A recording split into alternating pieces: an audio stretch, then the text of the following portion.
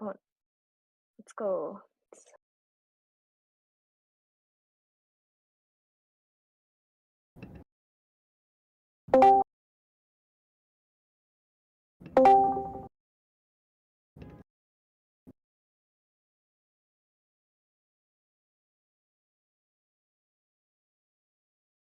Whole crowd's here.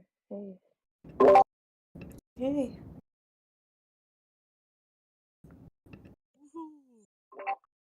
Hey.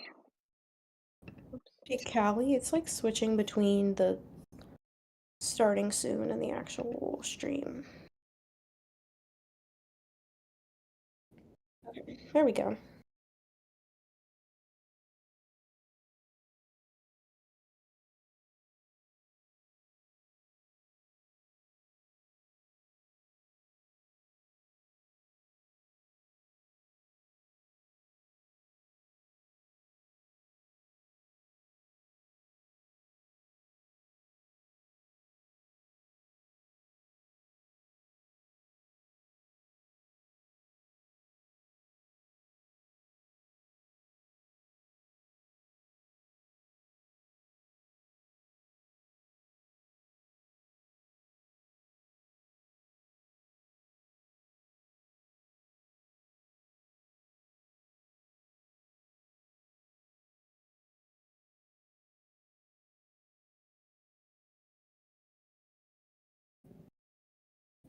All right, hi everyone. It's been a minute.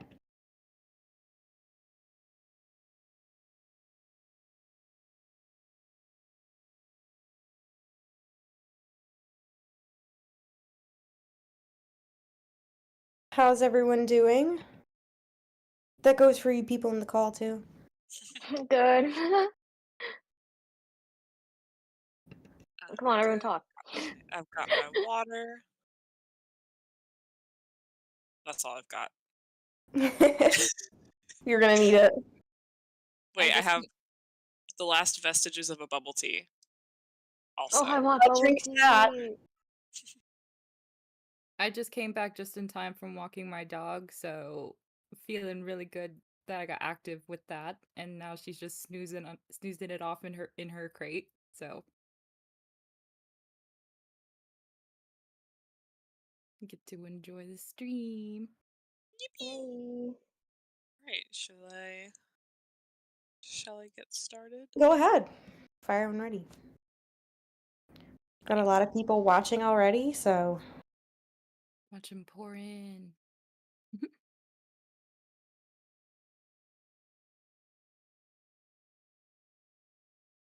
just gonna play through it a couple times. It keeps kind of staggering. It should be okay though. Atlas flopped. I can't give you like a date. I can't say when, but we'll definitely have more characters open for casting. I know I know saying at some point isn't super helpful, but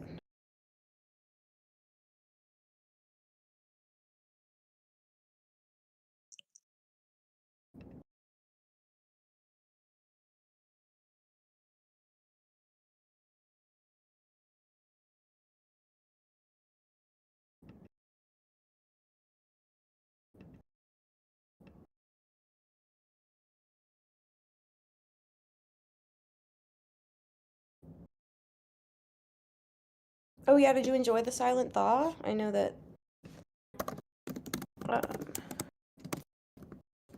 that arc in general is pretty popular.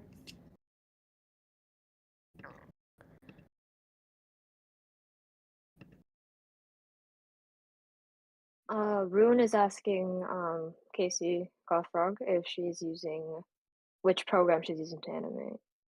Oh, I'm using TD Paint. Bye. Which is my personal favorite program, but you know, I've used others before in the past. This one's just I like the best. And the one I own, crucially.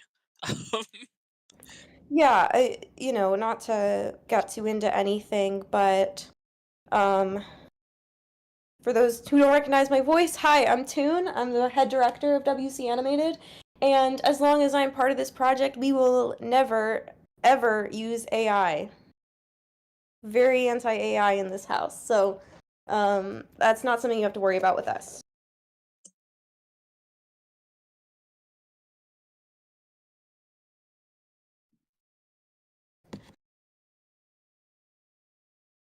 But yeah, just feel free to chat. If you guys have any questions, send them. With that, we will not answer questions about release dates. I feel like I always have to say this, and the answer has not changed. We're a volunteer project. We can't give a hard release date. As soon as we have one, you guys will be the first to know.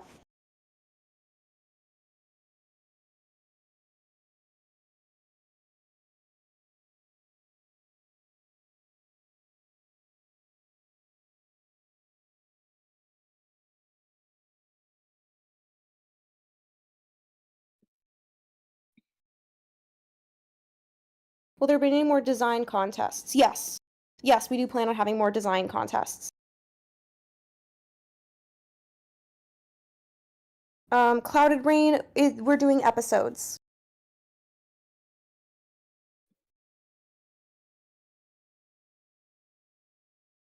Are we going to open for animator applications again? Yeah, definitely. Again, it's just like casting. I can't say exactly when, but at some point, yes.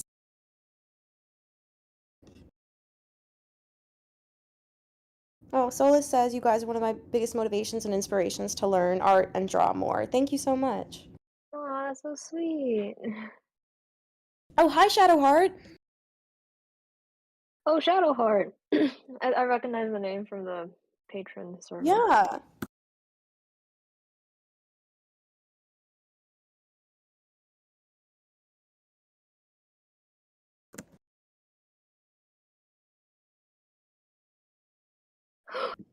Is that Owl Spark? Oh, hey, Alspark.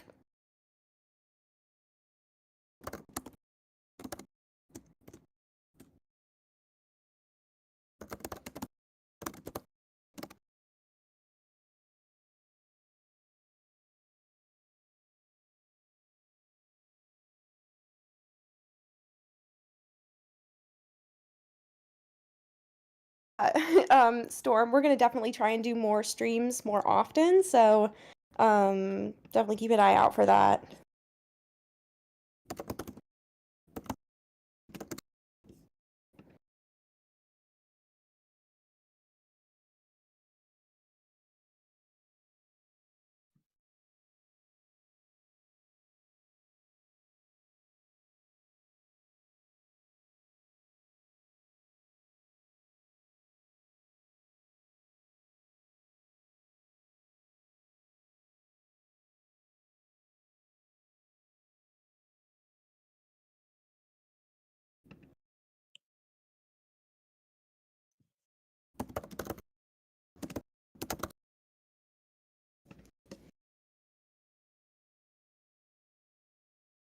Thank you, Yearly, for being the mod MVP.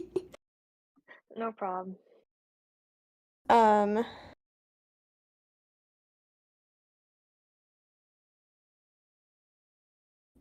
How do you guys keep character shots looking consistent between each artist? So as far as keeping shots consistent, that's thanks to our amazing storyboard artists. I have the best team in the whole world. Very grateful for that. And then we also have a really amazing set of directors, namely our art director, Mariah Tecalve, and our animation director, King, who, we have model sheets that our animators use, and we have Mariah and King to help our artists with any drawovers or red lines if they need help getting the characters perfectly on model.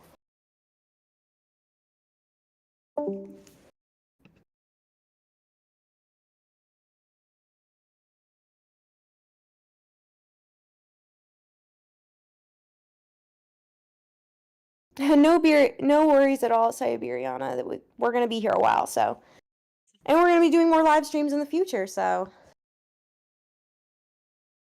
oh, Skullcat, that's really sweet. Thank you so much.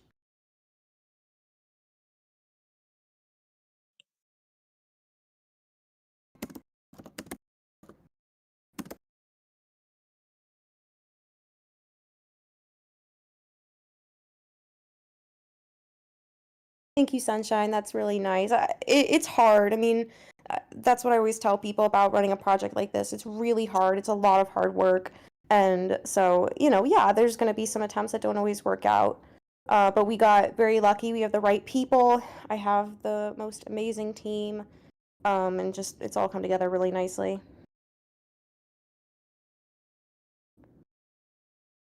Alex Marks asks, WCA crew, how are y'all doing? Pretty good. Pretty good. Stressed because of college, but otherwise, Yeah. good. I work in my day job as a storyboard revisionist on a show called KIF, which is on Disney Channel, and we are going into a hiatus between seasons, so I'm about to be unemployed for a little bit, but it's okay. I know when it's coming back, I'll be fine, and I'm gonna be very abnormal about WCA and the time I have free. Gonna be doing a lot of stuff, I'm sure. It's already started. But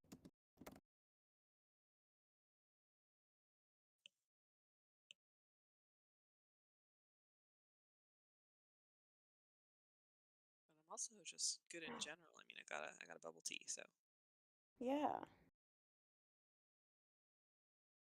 Oh, hi, Fire.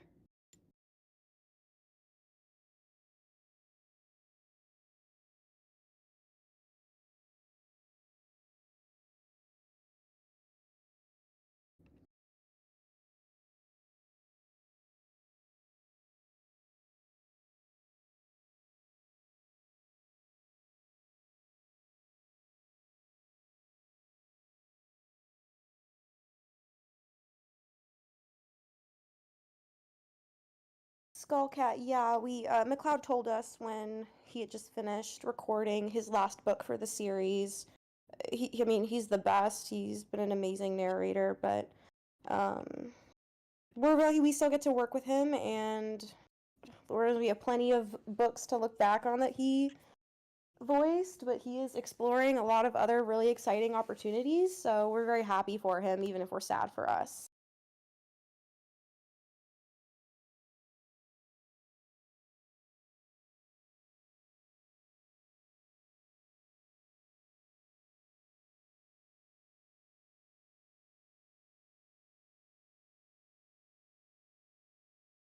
Shrimp asks who our favorite Warrior Cats characters are. Mine is Blue Star, but I also really love Brightheart and Cinderpelt, Leafpool, and Dovewing.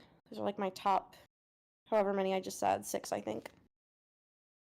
Anyone else? I've come to really enjoy.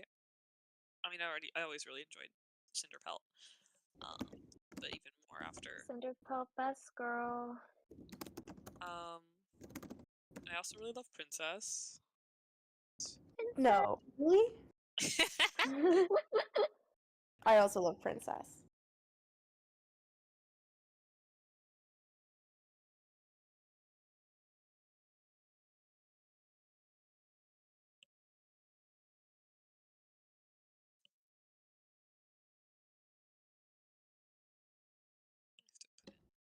Firepaw's tail. So I'm doing a little X mark on his butt. That's where his tail's going.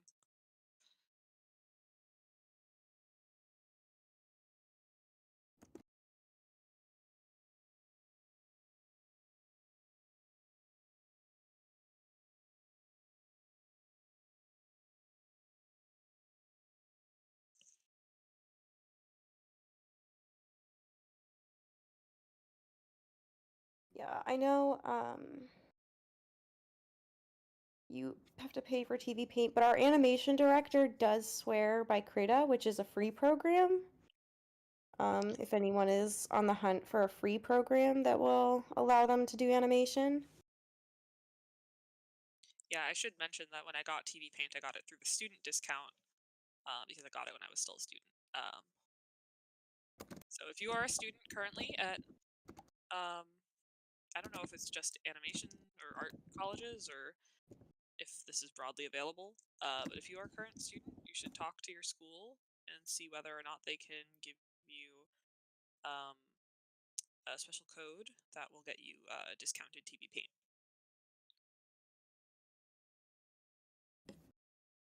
Because I certainly would not have been able to afford it in college without that.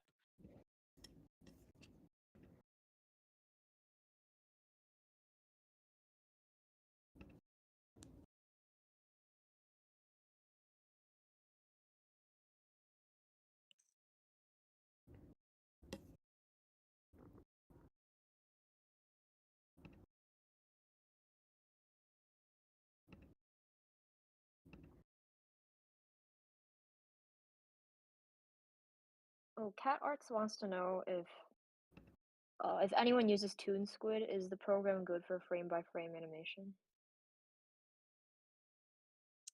I have never heard of Toon Squid. Me either.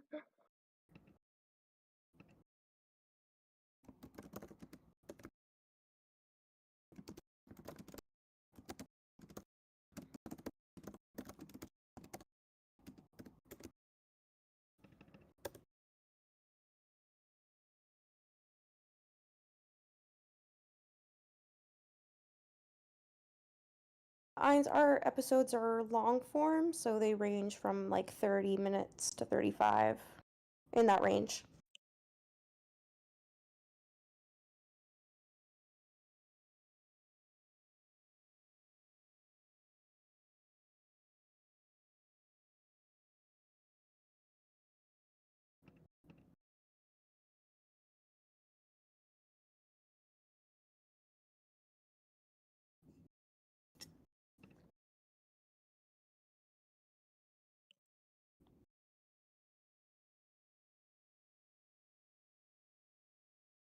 The best way to draw feline anatomy is to look at cats, look at pictures of cats, look at videos of cats.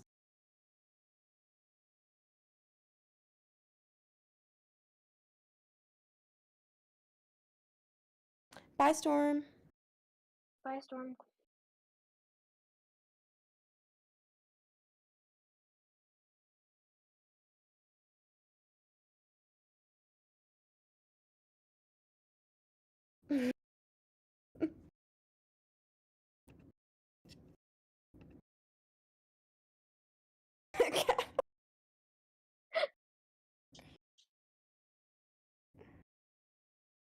Oh yeah, I mean, I don't want to give too much away, guys, but not that I'm, I'm not biased or anything, but Yeah.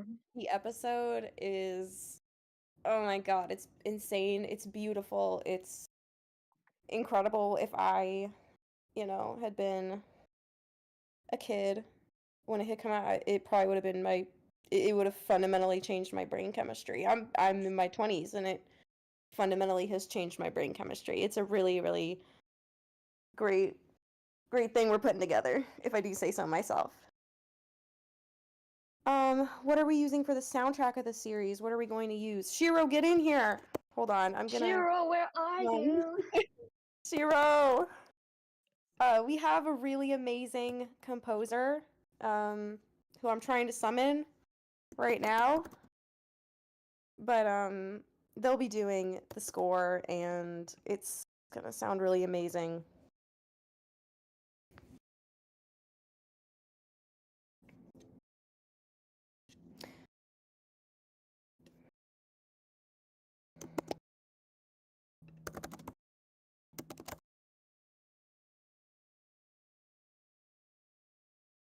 I do believe, I mean, I'll check with Shiro, but I think if you go to their Instagram, there is a little sneak peek Oh, at I'll find the link. Hold on. score. Send it Oh, wait, let's make sure that's okay with Shiro first. I don't want to Oh, flood yeah. Instagram with people.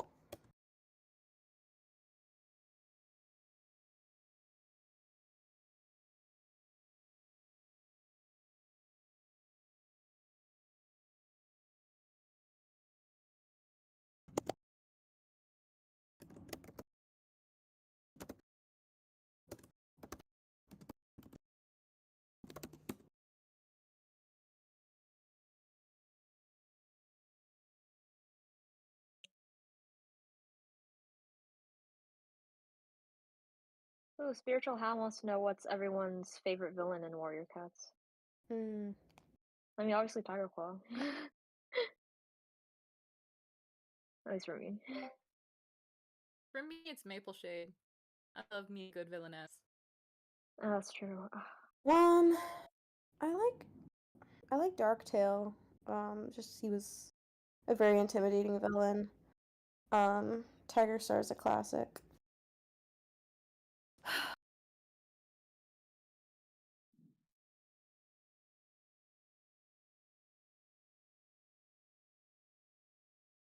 Yeah, he's like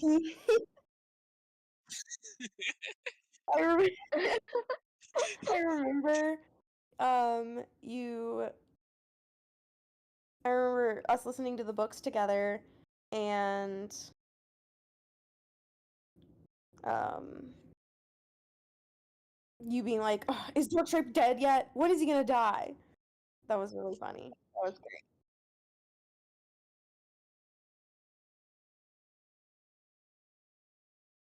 He was such a menace.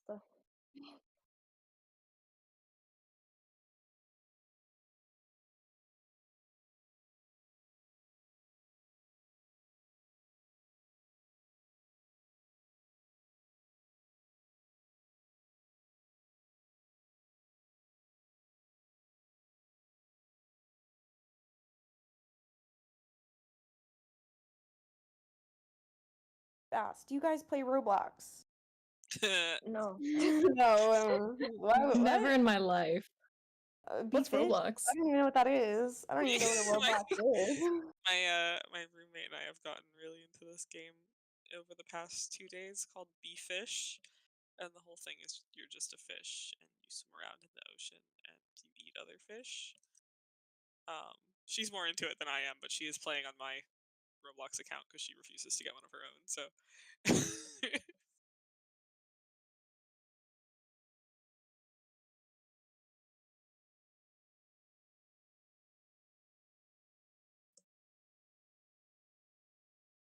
Oh yeah, thank you, Widgie. Also, hi. I know you've been in here for a minute. I just.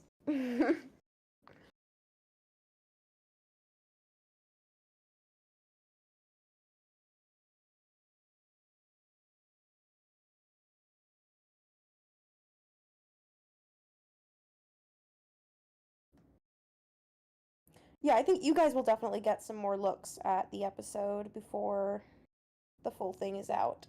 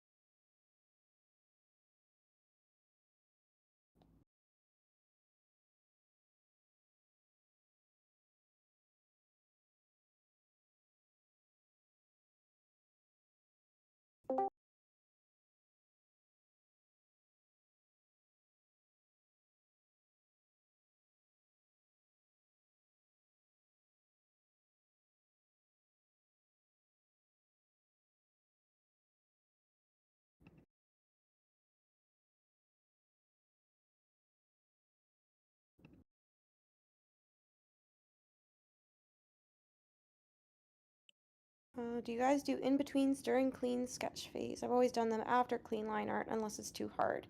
So just with the style we have, we actually don't have a cleanup stage, so I think the in-betweens are done during the tie-down step of the process.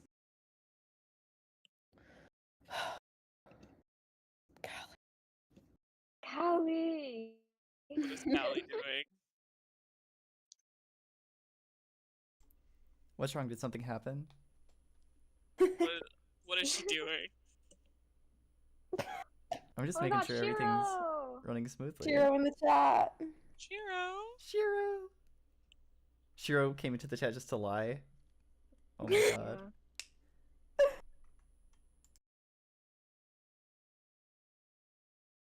Yeah. We, in theory, 12 episodes.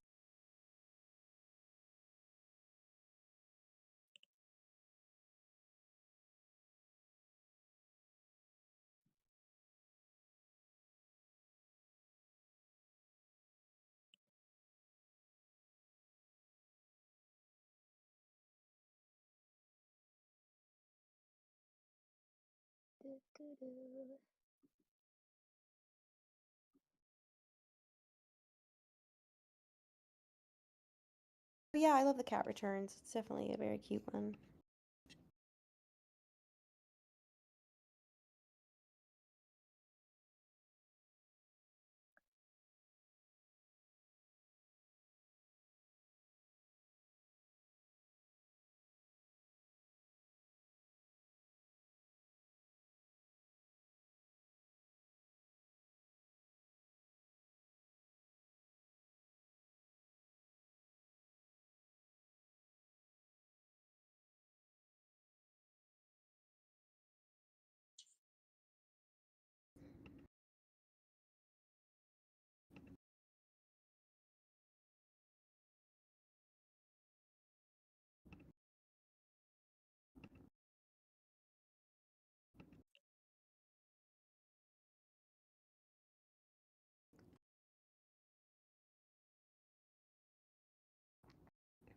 Yeah, no, Kuda, we didn't stop. I'm just I'm just bad at posting on social media. I'm working on it, I promise.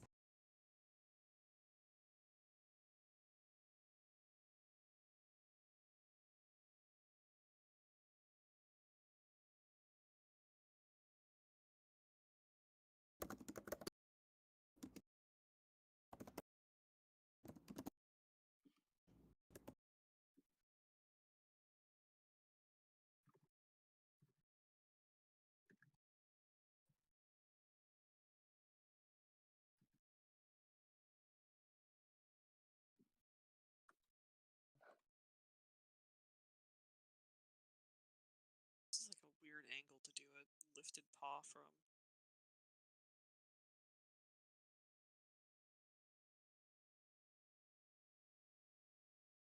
I need to consult King and Mariah.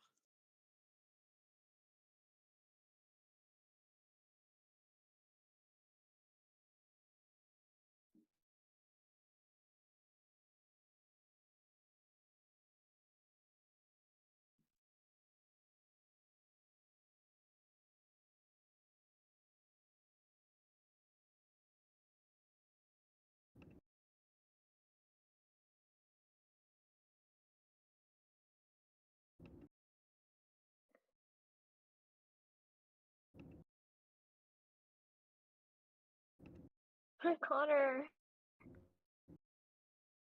He's in the chat. Oh, Connor.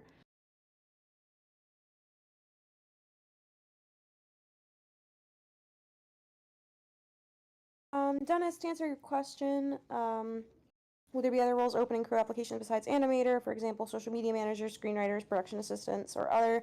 Yeah, we have openings every now and then for the different positions on our team, and most of them are art related, but I do open for screenwriters every now and again.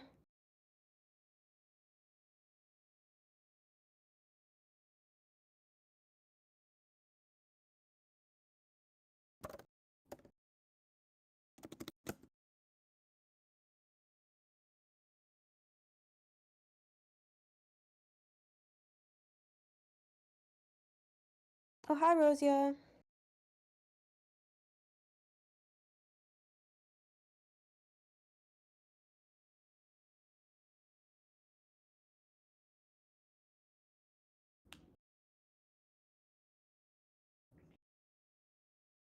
How much experience do you have to apply to the roles? None at all. I mean, we ask about your experience, but we have people who are just hobbyists, we have people who are students, and we have people who are professionals in their industry. So, um, you know, it's not really about your skill level. It definitely does, or your experience level. It's about your skill, regardless of experience.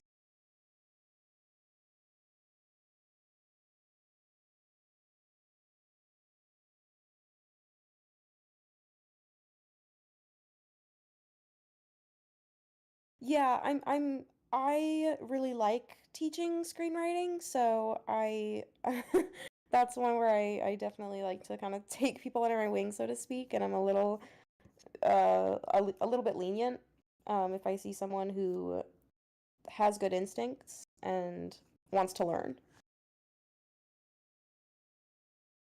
Yeah, Toon's the best, especially her writing.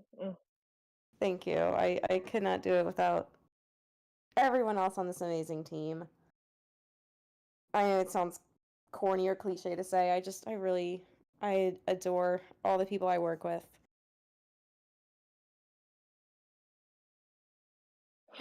Kelly.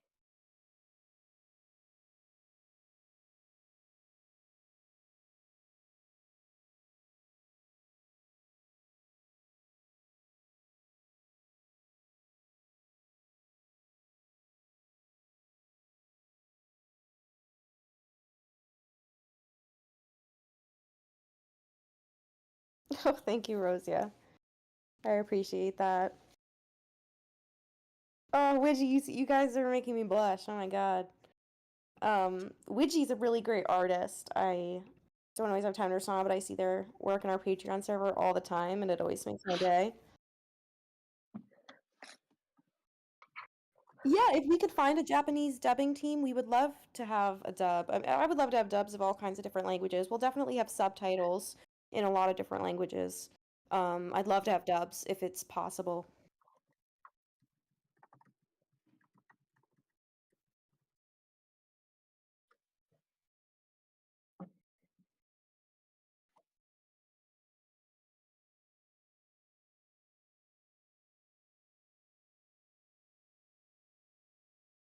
You want to take that one?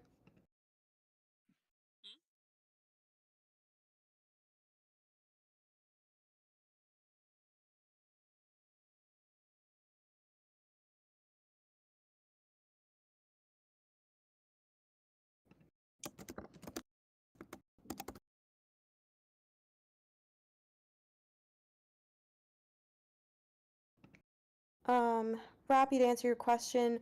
Screenwriting is writing scripts. It's taking the idea in your head and putting it into a script for either filmmakers, or in this case like our storyboard artists and our animators to understand.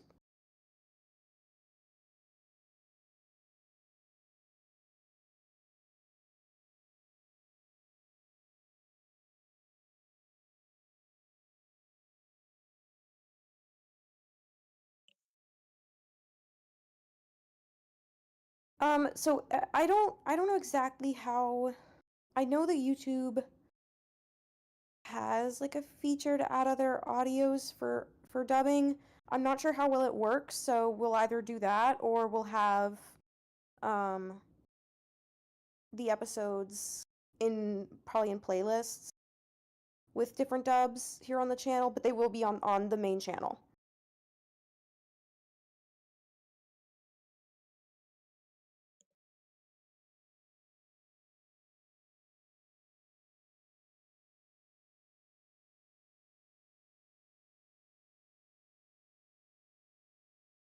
Welcome, Grasspelt. Thank you for joining us.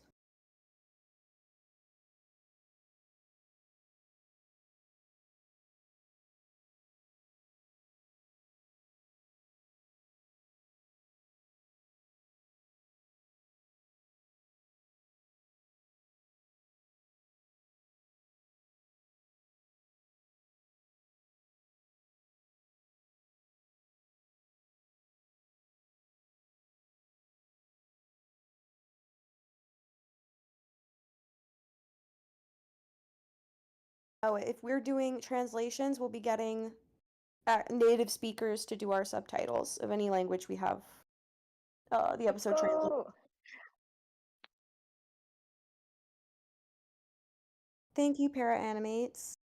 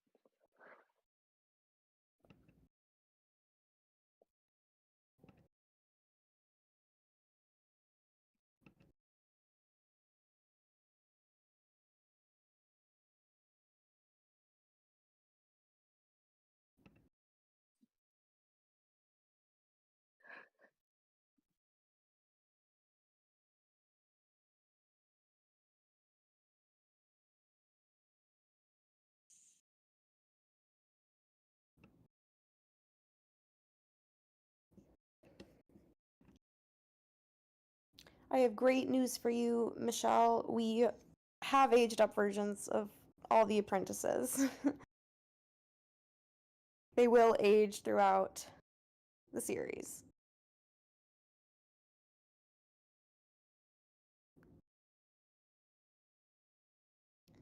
We have a really great blooper reel already, and it's only growing.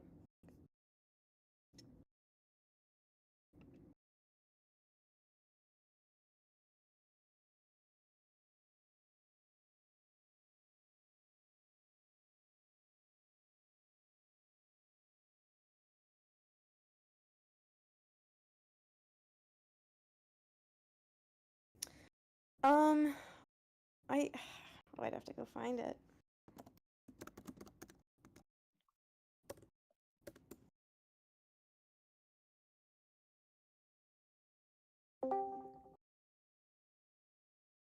Oh, it's gonna be long.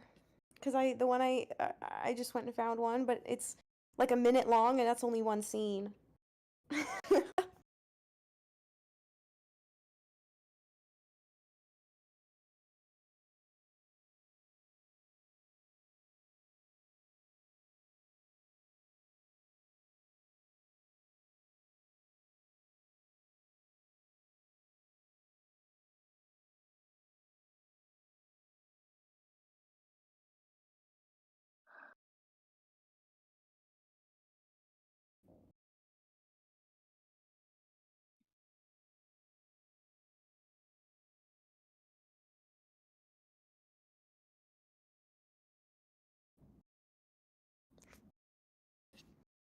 This might be a good question. Well, we got a lot of good people here in the chat for this. Casey Gothfrog, I'll call on you. And anyone else can also feel free to answer. Angie Foxy asks, hello, I've been thinking about my future lately and what I'm going to do with my life. I want to get into animation for a job, but I have no idea where to start future-wise. Do you have any tips? That is a really good question.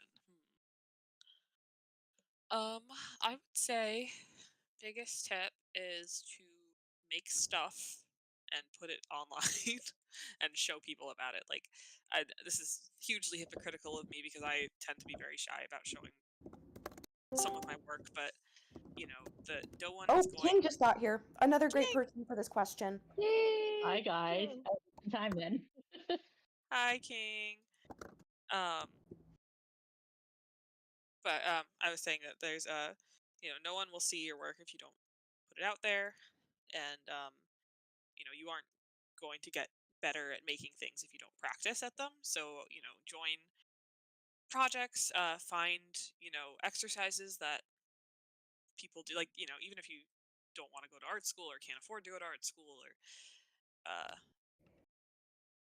find animation exercises and do them and be consistent in practice, because it's like it's like a muscle you can train. It's not um, like an innate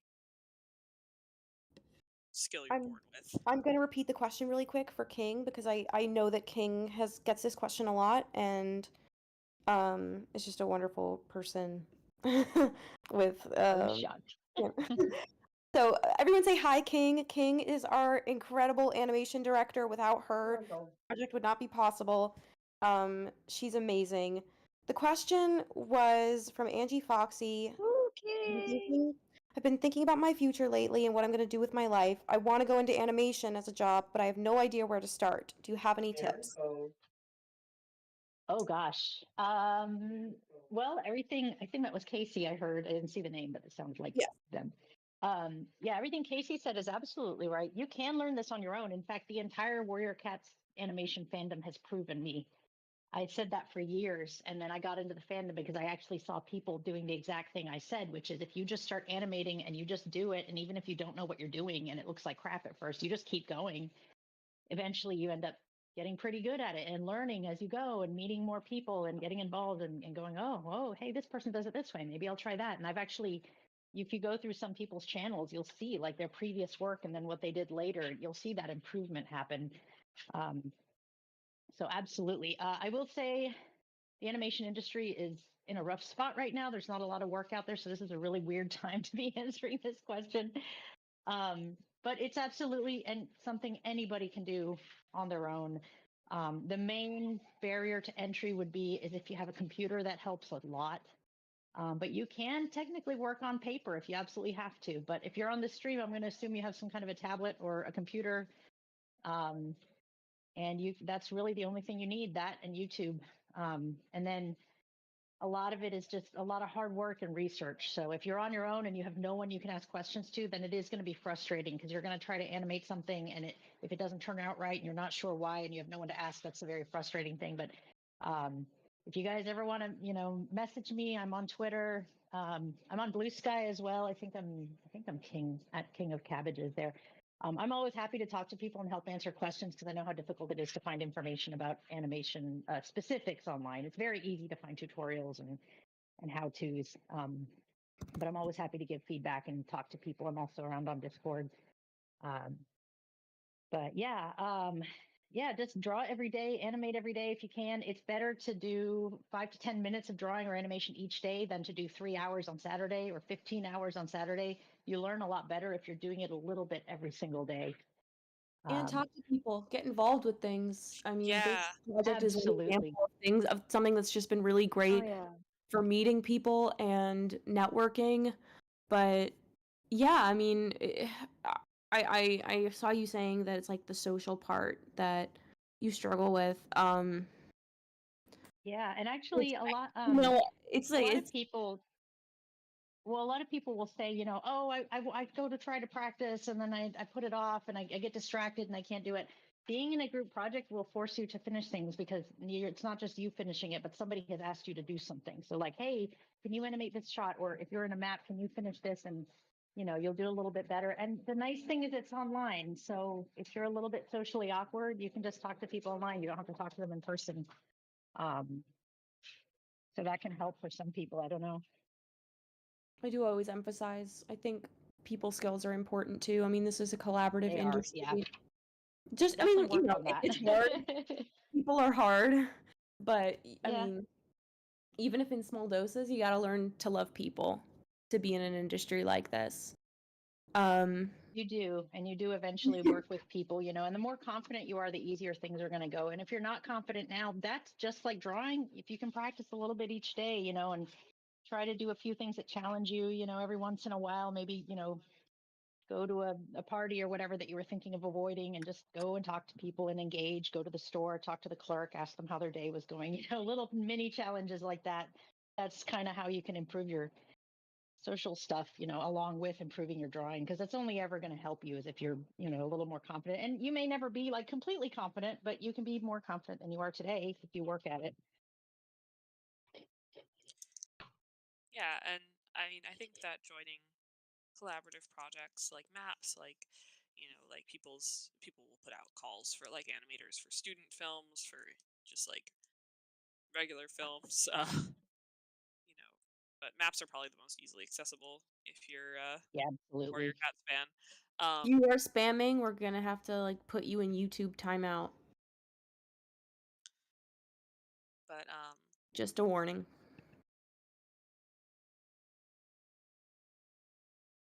yeah, joining collaborative projects is a great way to make friends and get your name out there.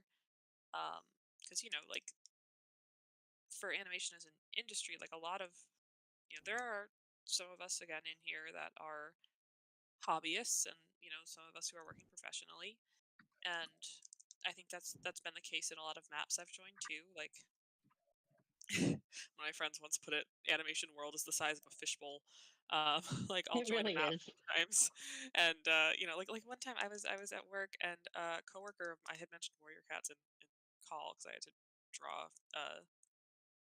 I don't know, a snarling animal, and I was like, oh, my Warrior Cats training will pay off. And one of my coworkers messaged me afterwards and was like, hey, have you heard of this project called WCAnimated? And I was like, oh Boy, boy, As a matter Rachel, of fact. have I? Have That's I pretty great. ever? Yeah, I'm teaching at a local college now, and I'm now running into students who are like, I have a student who is a Warrior Cat animator. She's not on the project, but she, all of her stuff was cats, and I was like, I know what this is about. Yeah, and I will caution, if you're someone who's interested in being in animation professionally, that Warrior Cat stuff can be a great starting point. Quadrupeds are hard. A lot of people have trouble with them. But that it should not, if you're at the point where you're applying for jobs, cats should probably not be the only thing in your reel. um, Yeah, uh, I, absolutely. my roommate recruits for, or has recruited in the past for some studios, and every so often she would like call me in to see a reel that was Warrior Cats mostly, and they were always really good. But sometimes she'd be like, we can't offer this person, like the job. I don't know if they can draw humans. Uh, So, make sure if you are interested in doing this professionally, make sure that you're learning a variety of things. It's not just cats.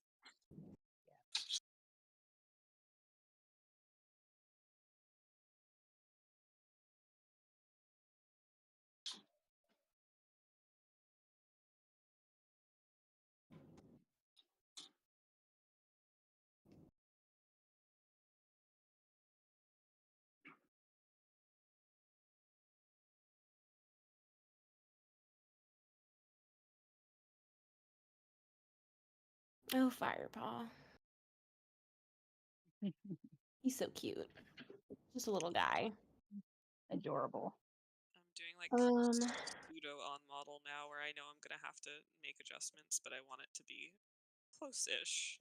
Silver Moon asked, will there be any side content that is not featured in the original series? Yes, absolutely.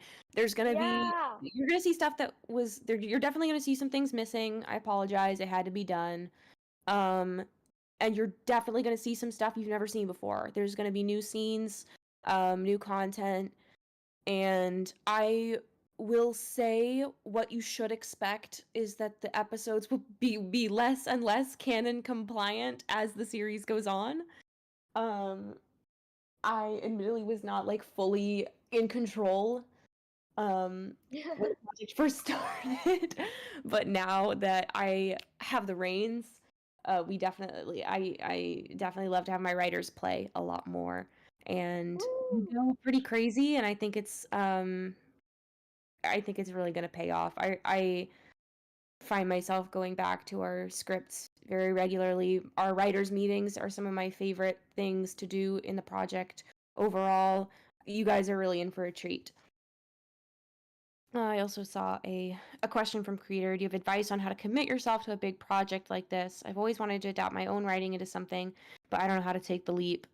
I think when you go into a project, especially something that's going to be long term, you just kind of have to accept the risk that there's a chance you lose interest, which is okay. I mean, it happens a lot. I would say work on it, just you, and let it sit, let it breathe, take your time.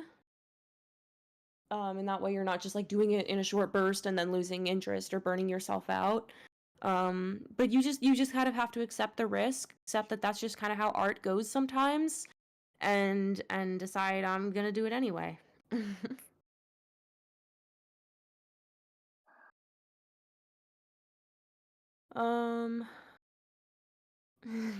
Welcome for Poncho. That's a cute username.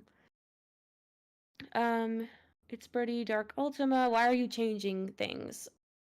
Because there are things that work in a book that just don't work on screen, and because as much as, we all love Warrior Cats, obviously, but, there's always things that can be improved. And it was important to me when I joined the project that the story was our own, that we were loyal enough to, like, this is something fans will recognize and love. But it was important to me that this was WCAnimated's story, and not because I've always been of the opinion that if you want exactly what happens in the books, you should go read the books. The books are still there. We're not replacing them by any means, but sometimes changes have to happen. Sometimes changes are for the best, even though I know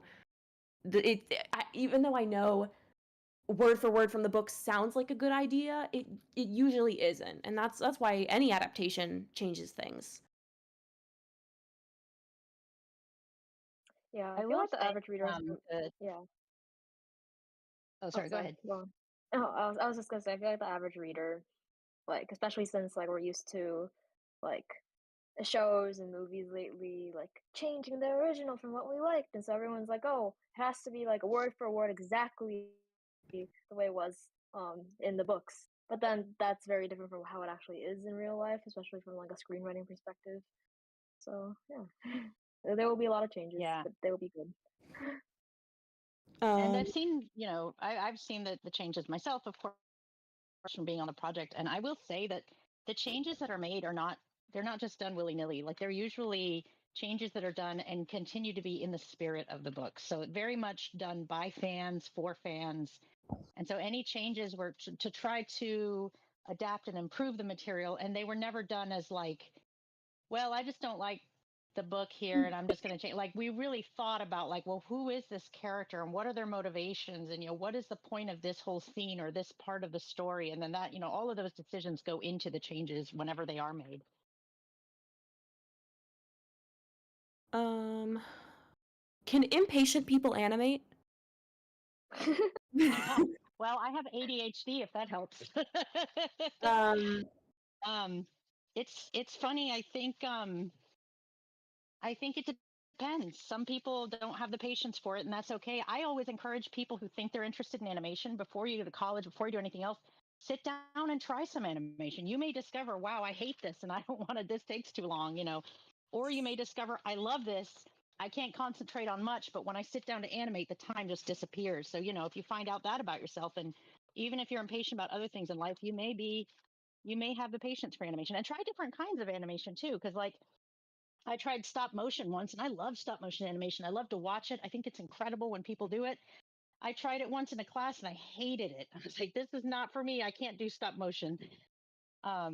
So try different kinds of things, play around and see if it's something you could enjoy, you know, and if you keep coming back to it, then maybe there's something there. But yeah, I think impatient people can animate.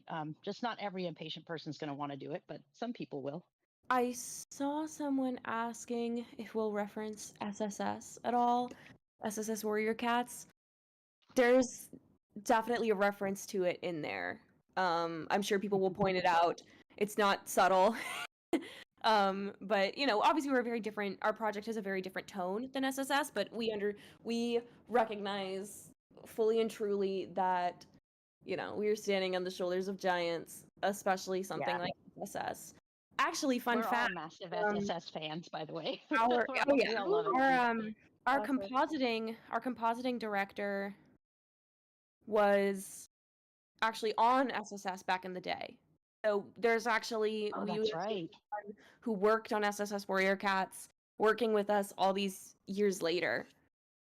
I actually feel like SSS is a great example of something that was changed pretty drastically from the original books, but works super well as an adaptation. I actually personally feel that that kind of shonen type story, shonen anime type story, is what Warrior Cats was made for. You know, like that's like the perfect medium for that kind of story. But yeah, they made a lot of really crazy changes, but they created something unique and really cool, you know?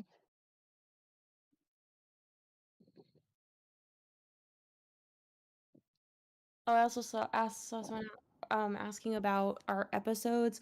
Yeah, we have 3 episodes that are like, so we have episode 1 is in production, so we've moved on from pre-production for episode 1, and then we have episodes 2 and 3 in the storyboard stage right now.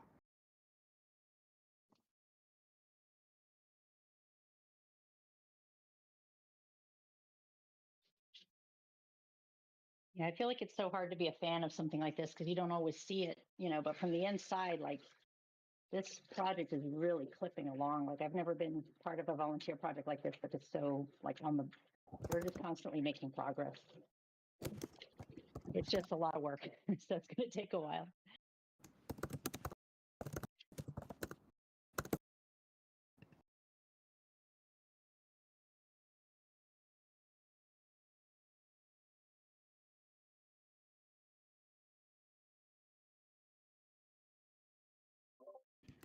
I could just watch Rusty get hit by an acorn all day. It's just so satisfying how he gets whacked with such a little object. Incredibly satisfying.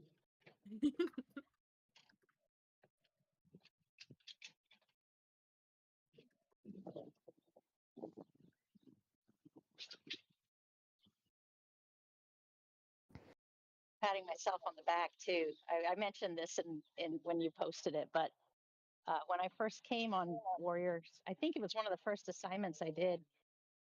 We were trying to come up with assignments to practice animation before production began, and one of them was have one of the characters get hit in the head with a ball. And so watching this animation happen was like, I've trained them for this moment. Our time has come. Yes, you guys are perfectly ready to animate this shot.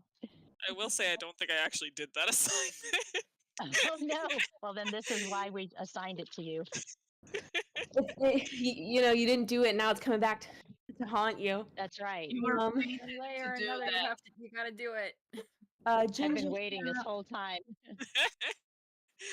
Waiting in the shadows. Our Ginger Snap, whether this goes to the episodes relating to the books, as in an episode covers a few chapters or only 1 or 2, our episodes cover like what would be the equivalent. Again, like we're not doing a beat for beat, 1-for-1 adaptation, so it's a little harder to answer that, especially as the episodes go on, but approximately it's 2 episodes per book. One episode is half of a book equivalent.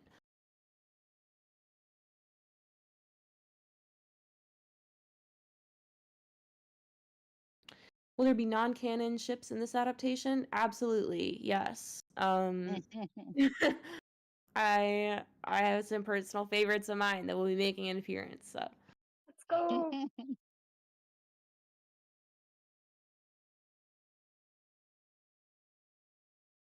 yes, Frankie, Green Nation, rise. Green I Nation was about will to say I wasn't rise. sure if I was allowed to comment on specific ones, but yes, there you Green go. Nation on top. Um.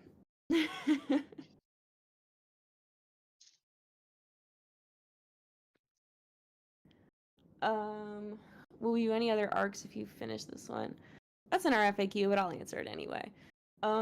Maybe. I mean, I really wouldn't want to do the new prophecy personally, so probably not. You know, if I had to, if I was forced to, if they're like either do a second arc of WCAnimated or die, I would choose Dawn of the Clans because I think there's just a lot of potential there. But we're pretty focused on what we have going with our episodes right now. Try not to think too far ahead.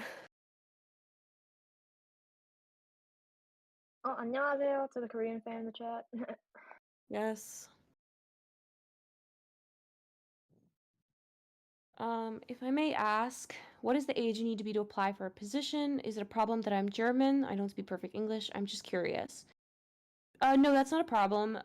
We have team members from all over the world. We have team members from at least a dozen different countries. That's not a problem at all. You do need to be at least 16 to apply.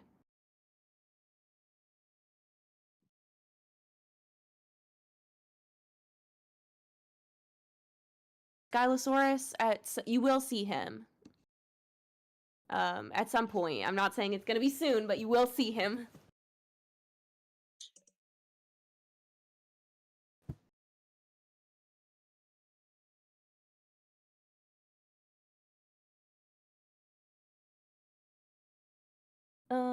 No like the requirements as far as, you need to be at least 16 years old. You have to have a Discord account. Other than that, we just ask that you tell us about like your experience and show us your work. That's really all the application entails.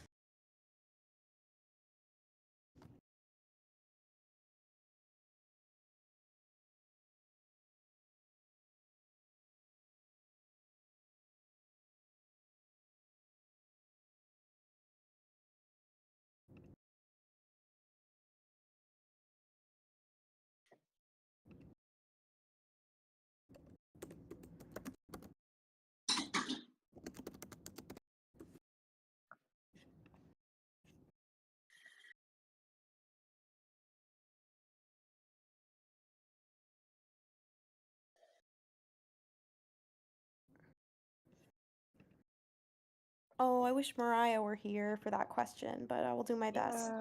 What was the process for discovering the visual style for the project? I love the blocky and bold shapes you ended up with.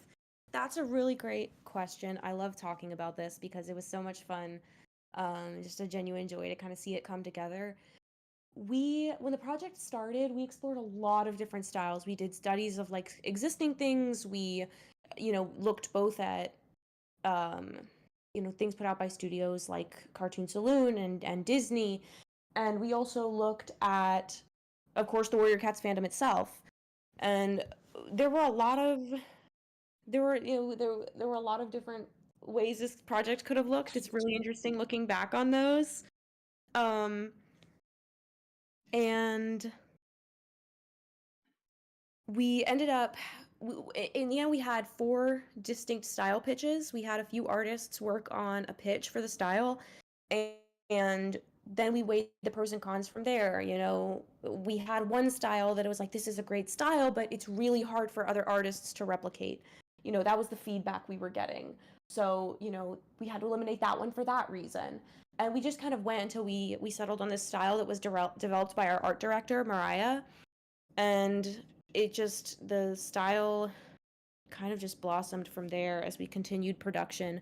It's inspired by a lot of things. It's mostly inspired by just the natural form of cats, which is something Mariah cares very deeply about. And I love our style. I think we're so blessed to have something that's so distinctly ours.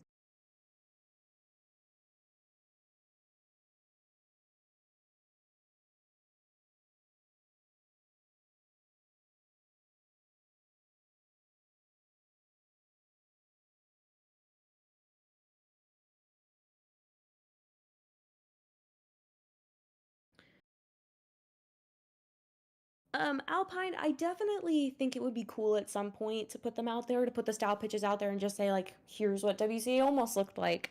But I don't have any like definitive plans for that right now.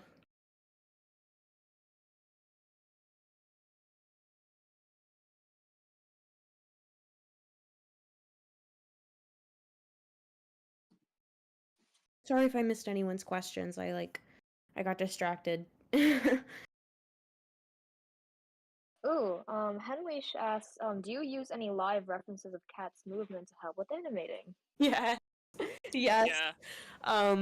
I think a lot of us have cats of our own, and of course the internet so helpful. We are oftentimes looking at references.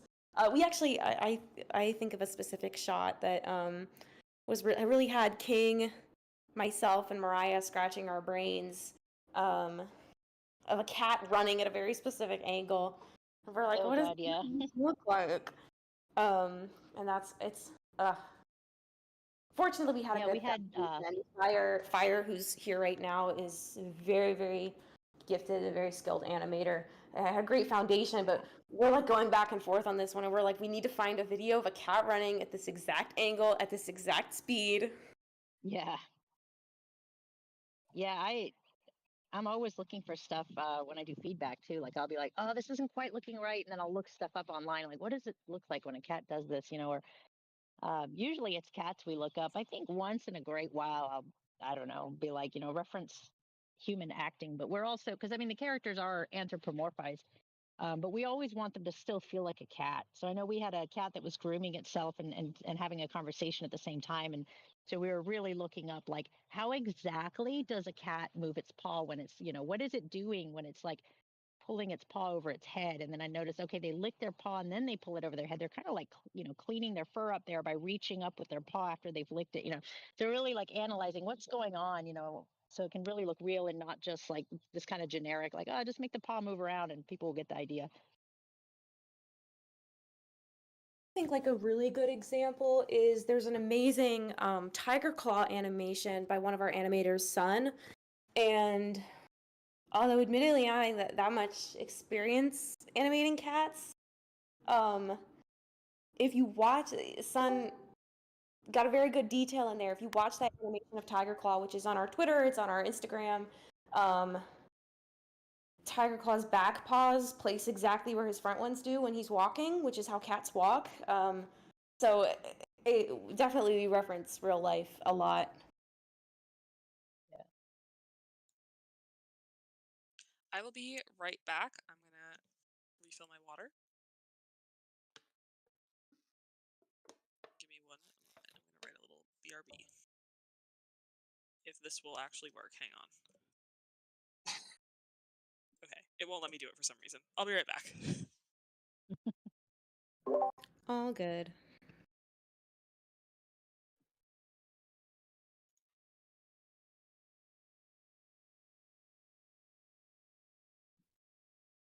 How violent will the series be, like the book, or more soft? I mean, the book gets away with a lot of details that don't always work, but we're not.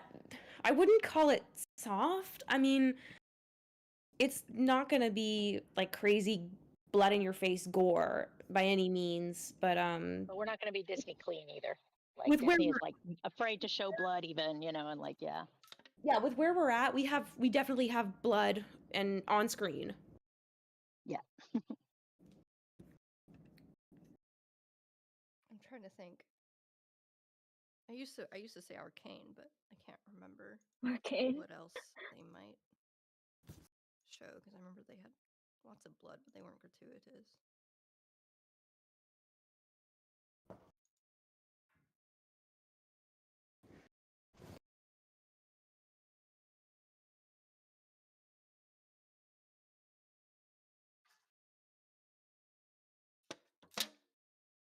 Oh, I'm sorry. Also, hi, how's stream? It's good. Everyone say hi to Mariah, our incredible art Mariah. director. Well, hey, Mariah. Hello. Did we want to go over that answer again from earlier? I don't know if that. No, There it's she's here. okay. Thank you. My brain might be slow to catch up right now.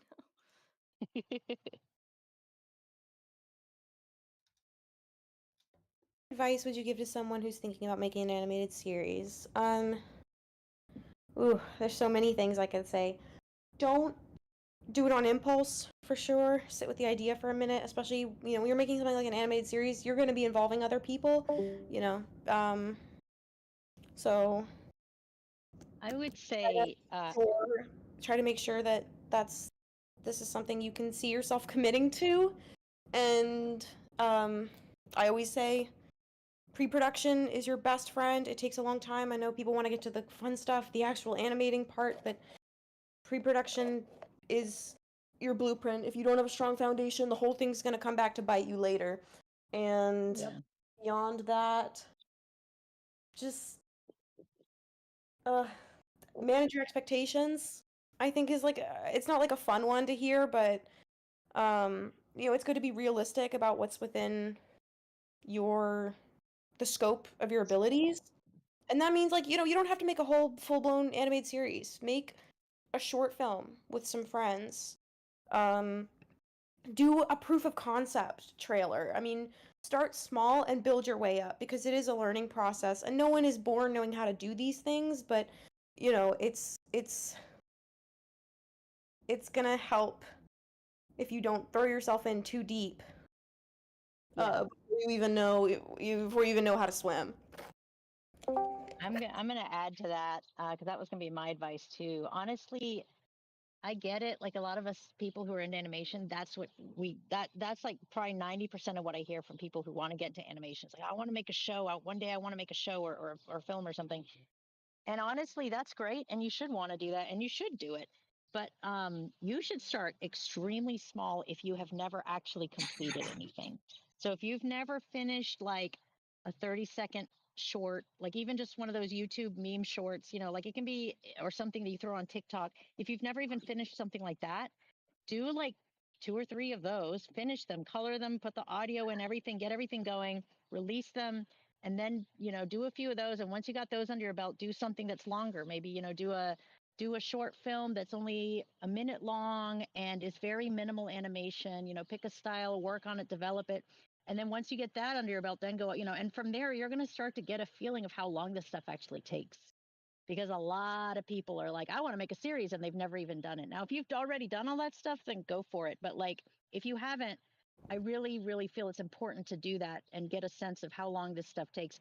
And then there's something about finishing a project that empowers you and teaches you more than almost anything else out there. Oh yeah, a lot of people have half-started projects and I started this but I never finished, or I have a bunch of character designs and I'm just looking for an animator. No, finish something.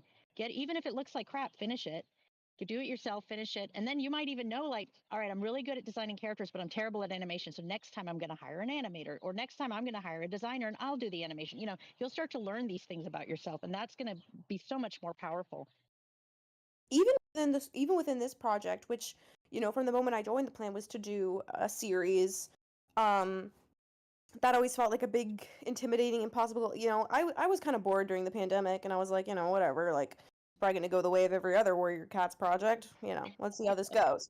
And then I always tell people, like, the aha moment for me was when we finished our first teaser, which is that one that's on the first video on our channel, where, we see Rusty run out and jump up on the fence.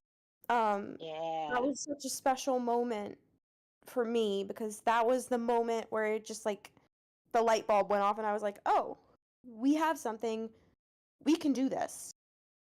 And but that's another example. It's just like, that was something small that. And how long were we working on that? How long was the whole project working and designing and getting the look and all that stuff? How long was it between when the project first started and when that aired? About how long?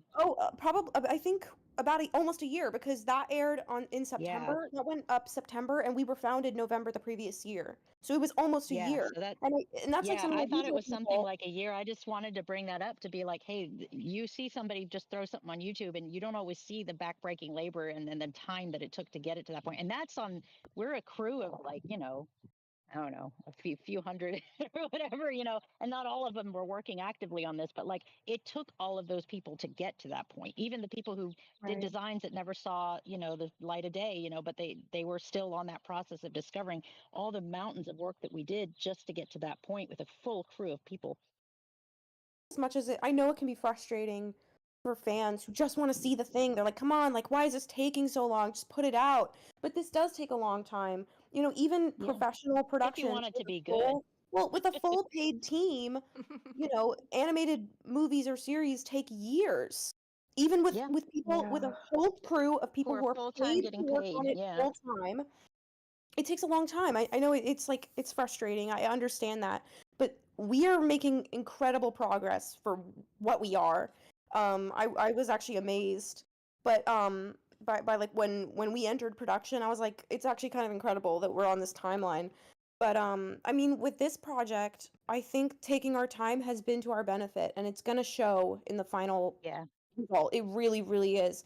I mean, we spent the first 4 months of the project figuring out a style, just figuring out the art style for the project. Yeah. Right. Of course, now we do have Mariah here if she wants to say anything about that.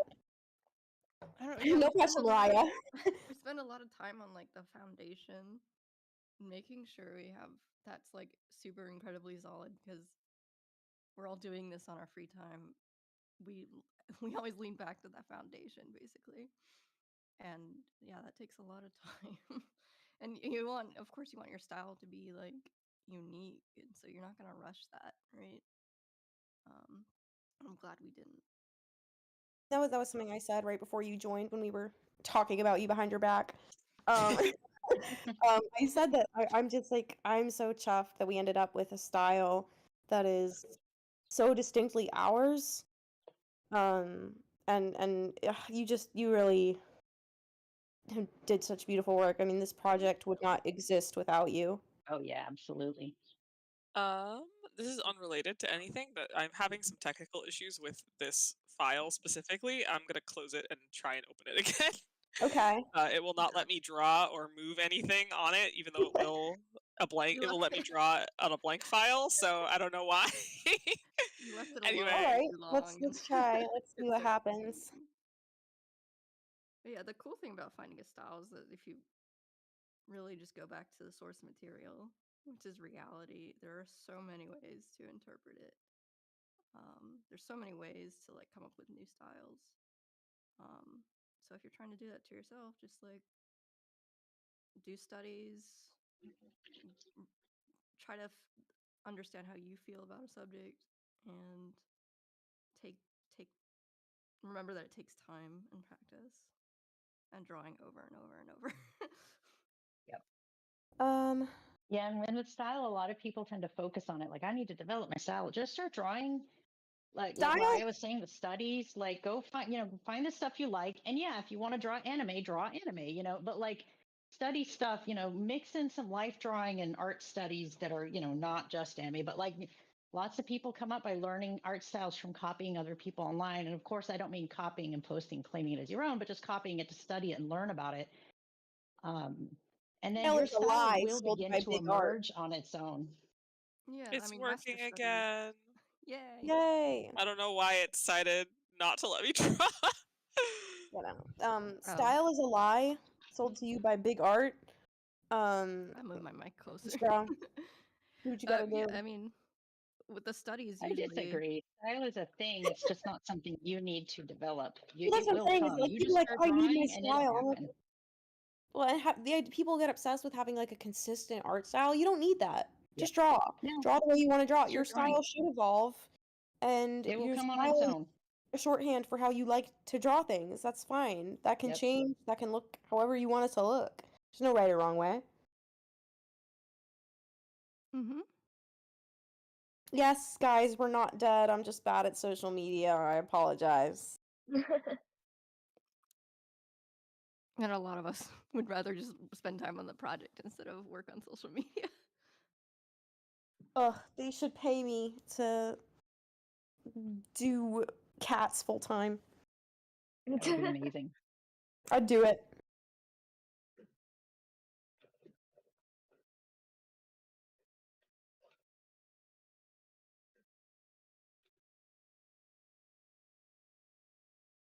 I've had a map idea for a year, but I have trouble animating and I don't know what to do. Any tips? I mean, I would say do storyboards, do ugly little thumbnails if you have to. I do it all the time to help my storyboard artists. I'm like, so the idea is, and I do like the most unholy Stick doodle figures. but it gets the idea across. Like that's all you need. That it's just the Yeah. idea. And, you know, if you wait, you can always go back and say, I could do this better now. I'm gonna do it again. But you can't do that until you've done it the first time. So just do it. Yep. Just do what you can. I would That means encourage you to do something very, very small. So don't do a whole map. Just do one, like pretend like yeah. you joined a map that you yourself made, you know, like this map. Just do one shot from it, but put your whole, you know, skill and everything into it and do your very best and see how it turns out, you know. And then once you finish that, you know, again, go bigger, make something a little bigger next time, bigger. So if you're doing a whole map and you've never animated, that's kind of a big ask. So, you know, start from square one and just do like one piece of it and see how you like it and do the background and do the animation. Go find out what kind of animation you need and try to take some lessons and learn about it while you're working on that one shot. This.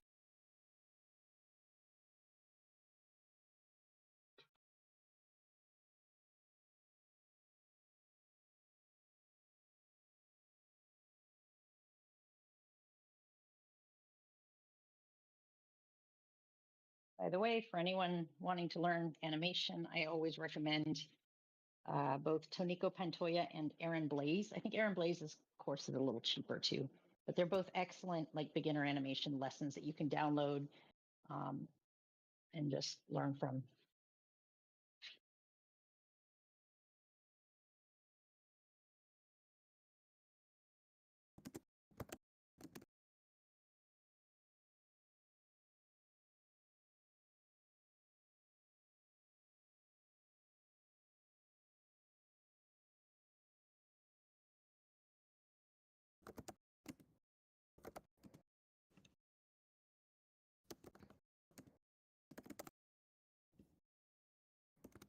Also, for anyone watching this live stream, I just want to point out that a lot of times when we begin a scene at the very beginning, we tend to draw very rough, and actually you can go even rougher than what's going on here. So, you know, yeah, Casey's been animating for a while, and she's pretty good and comfortable with things now. So she's just going right in and, you know, drawing the characters a bit. But honestly, if you're at a beginner level, you know, just do like a round circle for the head and then draw where the eye line is and then try to figure out the animation. Don't try to draw like Rusty's bell and his hair fluffs and all those things. You know, if you're still learning, start extremely simple. Draw a stick cat or a stick person and animate that fully in between it.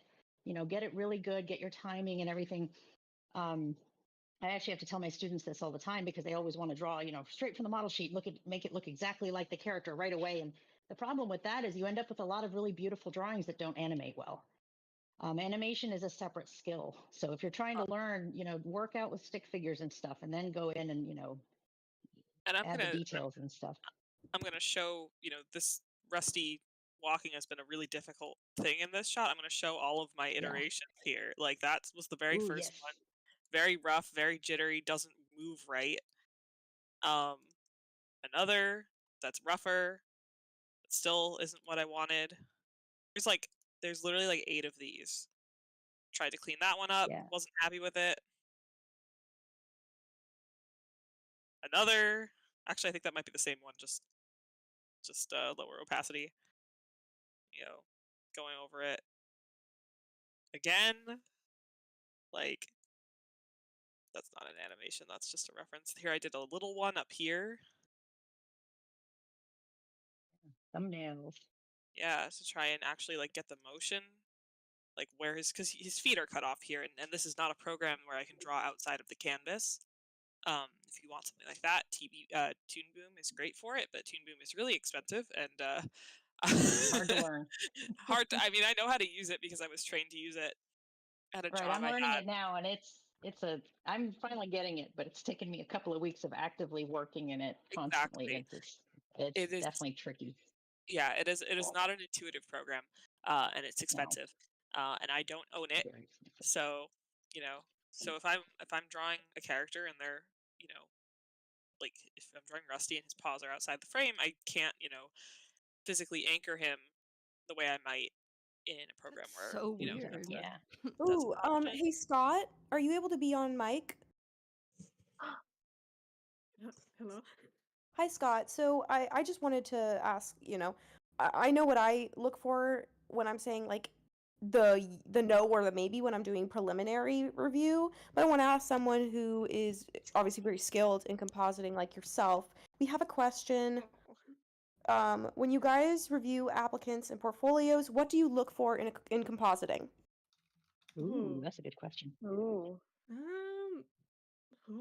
I mean, I haven't really been in a position to review many But you have a compositing reels. compositing reel. Tell us about that. Tell us about what's important to have in there. I think a good sense of color and lighting is really important, and essentially just like being able to show off that you know how to do all the basics like particles and stuff. I think that's really important to know, like rim lights, all that. Yeah, I don't know. Just I think lighting is the most important. I wouldn't worry too much about like really flashy stuff like 3D assets or whatever. If you're doing 2D comp, just make sure you know the basics really well and you can show that off. I don't know if that helps. I actually have a follow-up question. I'd like to add to that question. When you say that it's good to understand color and light, do you mean like having an understanding in the sense of like learning it the way an artist does, like by painting and understanding how light works and all that stuff? Like, would you say that like taking a painting class would be helpful towards that end, or is there another way that compositors sort of think about color and light? Oh no, pretty much just the painting way. I mean, whenever we first started, like whenever I first joined WCA, Neko put us through the training of like Camp. training camp of learn everything about light, like what is ambient occlusion, that type of thing. Like what, like literally made us take pictures of illustrations and circle where these bits were, like what's the key light, what's the fill light, all that stuff. And Oh, wow. yeah, pretty much just analyzing all that, but it's all the way a painter thinks. And there's actually a really good book, I think. What is that one? Is it I think it's Color and called Light? Color and Light. Yes. Yeah, a By perfect James book. Gurney. Yeah. James Yeah. Gurney? It's really Sorry. good. As soon as I said color and light, I immediately thought of that book in my head too. So when you said that, I was like, oh, they're going to talk about the James Gurney book.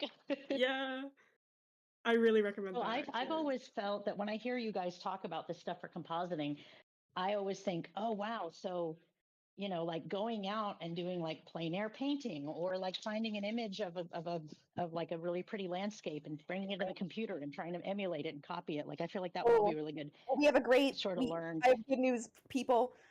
The your judge, jury, and executioner, the person who decides Neko. for their compositing team, Neko has arrived. So Neko, we have a question about what you look for in a portfolio for compositing. What's important to you? What do you see that makes you say yes? What do you see that makes you instantly say no? Like, tell us.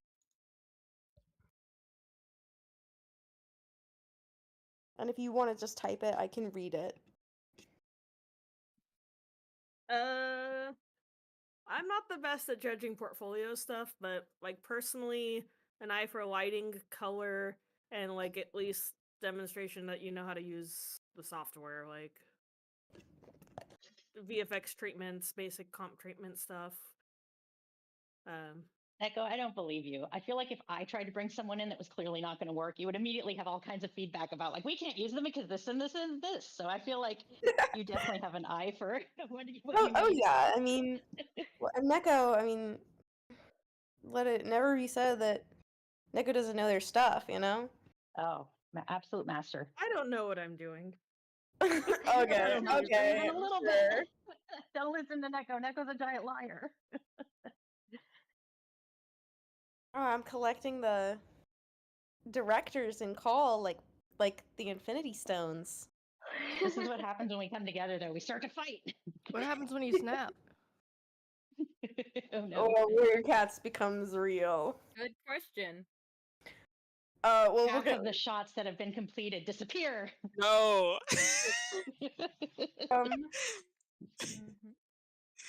Don't even Hi, joke. thank you for joining. Favorite designs, Bright Heart. Thank you. I am very grateful to work on Bright Heart's design because I love her. Oh, which cat does the team enjoy animating the most? That varies from person to person. Absolutely. Any animators want to take this one? Anyone at all? Wait, can I answer even though I don't really animate? Sure. I loved him, so I'm excited to work on him some more. You cut out. What did you say? Who? Broken Star? I loved working on No. Broken Star's keyframes. Oh man. He was really fun to You're so good. storyboard, I'll say that. So I'm And excited I'm to really actually looking draw him forward on to Claw model. Face. Oh, actually, yeah, that's true. I think I did like one storyboard for him, and I love drawing him. He was so fun. I have It's just a big fluffy cat. Anyway, animator time. Spotted beef. Oh, Uh, yes. I heard spotted yeah. beef. I'm biased towards Spotted Leaf. Gray Paw's been fun when I've animated. I've animated him 2 shots. And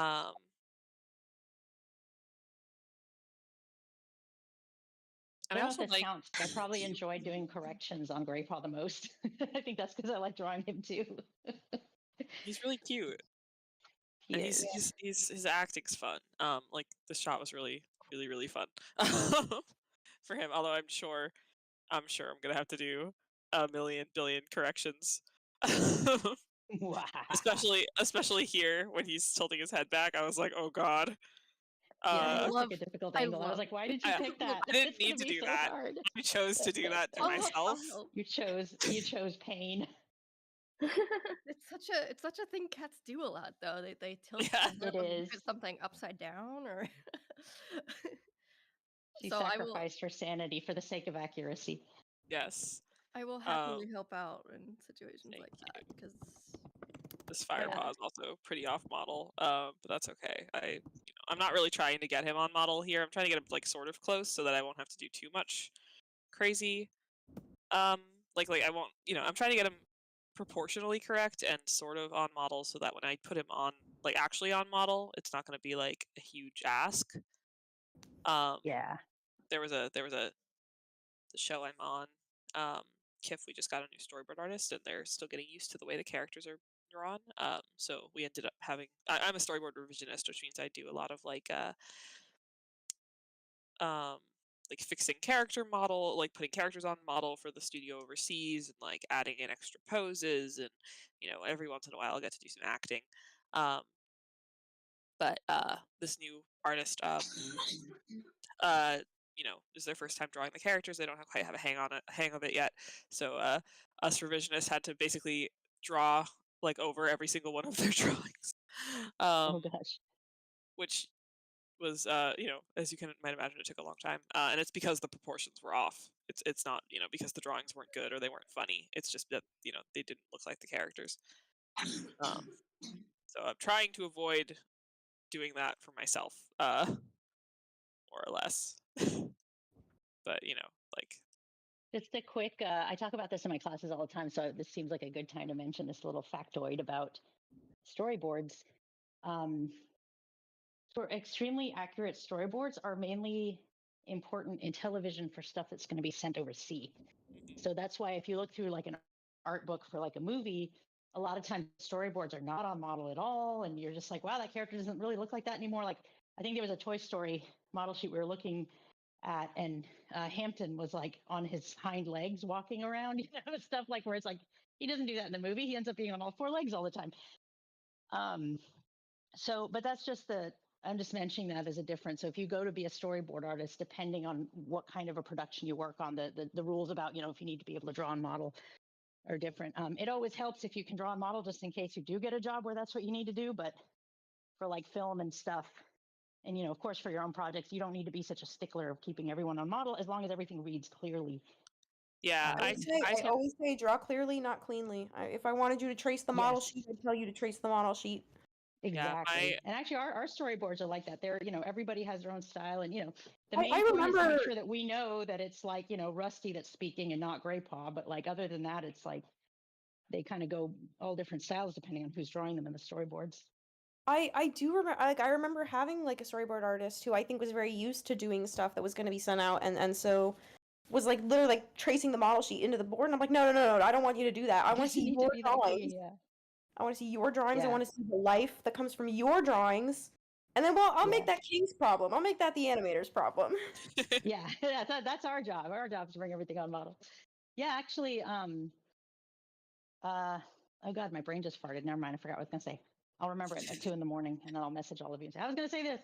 Nice. Yeah, no, I'm on the storyboard team and the animation team. So my boards, I tend to keep them pretty clean when I'm like actually cleaning them up, because what I don't want to happen is that like I'm terrified that I'm going to develop such a shorthand for drawing the characters that I'm going to forget how to draw them on model for animation. And then it's because like my Firepaw, like when I'm drawing Firepaw on the boards, my first draft of him, he looks like this.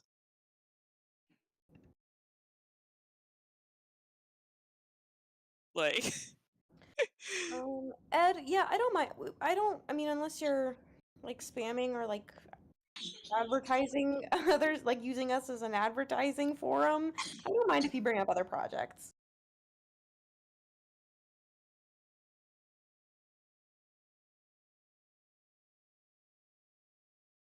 Oh yeah, the card site has a lot of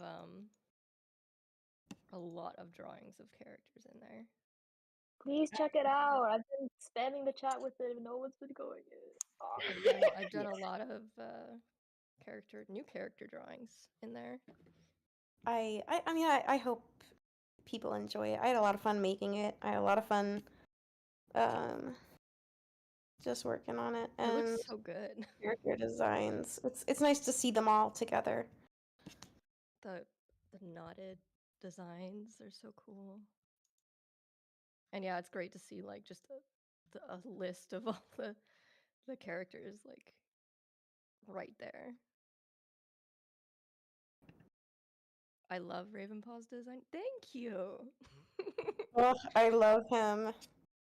That was one of the early designs you did. Ravenpaw was one of the ones you explored really early on with the style, right? Yeah, because I wanted a little creature. I love Ravenpaw's design. He's so cute. I think my favorite cat so far to animate has been Barley, actually. Barley's for so the cute, for the too. casting call, or I really It enjoyed is that. so good. So cute. He's such a little guy. Silver, do you guys still read the books? Yeah, I do. I try to keep up with them. I don't know. Dan's about constantly anyone reading them else. to check up on script stuff. Well, Yeah, no, I think we all still as far as the read the first book, for arc, sure. I have the first arc like memorized at this point. It's bad. I remember someone was like, "Oh, like someone on Twitter was like, you know, I know it's mentioned, or maybe in a comment section or something, was like, I know it's mentioned somewhere that Blue Star has a thick coat, like has long fur, but I can't remember where." And I was like, actually, it's in chapter 6 of Rising Storm. And I was like, why do I know that? Where would we be without your encyclopedic knowledge of warrior cats? This is my I don't curse, think there's lore keeper. anybody. I literally do not think there's anybody who knows it better than you. Between your encyclopedic knowledge of warrior cats and Mariah's encyclopedic knowledge of cat behavior and anatomy, I think we're doing pretty good on this project. Okay, I think I finally Scott got. said who knows it better than Erin Hunter. Low bar. Extremely low bar. Burn. Yeah, I didn't even bother mentioning that when I said who knows the most.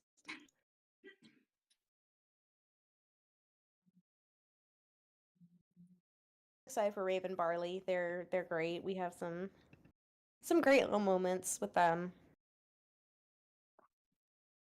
I think I'm finally happy with Firepaw's walk. Let's see it. Only took me 8 iterations. It's the bouncing ball and Yeah.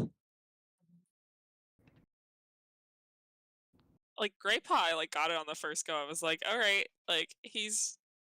I mean, it took me more than one pass at him, but like the first pass was I was like, okay, this is already like pretty solid. Yeah. And then Firepaw, To prove to you, Roja, how well I know this, in Chapter 6 of Rising Storm, Fireheart and Bluestar are on their way to the Moonstone, and as they come up a hill, Bluestar's like panting, and Fireheart remarks that she seems so much older and more tired than she used to, and then he's like, no, I'm being ridiculous. Her fur's just thicker than mine, and it's hot. That's all this is. That's why I know. Oh my god, why do I know that? Because you've read it 5,000 times. I know. This is your job as an adapter? Yeah, this is my director. burden.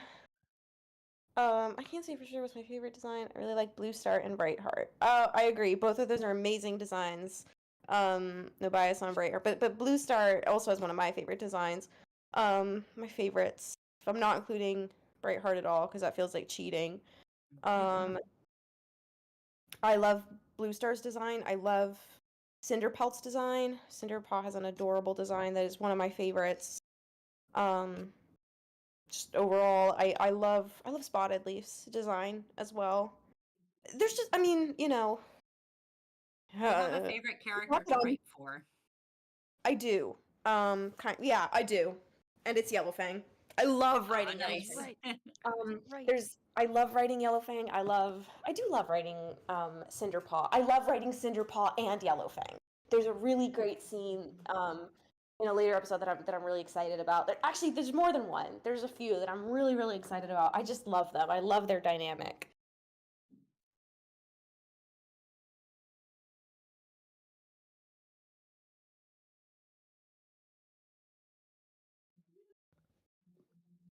And Clawface is one of the cats that people don't really like have quite an exact look for. But because of WCAnimated, I'm in love with him.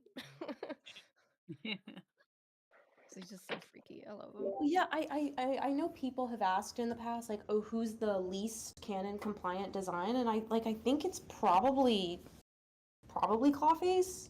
Well, he was a brown cat, I believe. Well, he's like a muscular, like a stocky, you know. He's got biceps. Every other villain. But then I was like, I really want him to be like boogeyman, like. Clawface. Yeah, the cats that people don't care about so much are the ones that are a little like fun to design for me because I can go a little wild. Yeah, well, I know that. Yeah, we've definitely gotten people being like, Dustpaw is a brown tabby, and I'm like, yeah, but there's too many brown tabbies in this series. I'm not doing that. It's not happening. We gotta give him something else.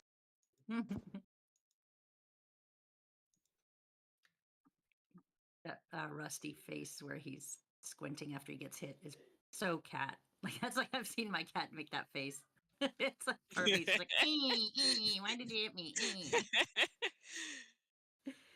Yeah, there was like a specific, I don't know where to find it, a specific video of like a cat getting like chasing a toy and getting hit in the face with it in slow motion that I was thinking of.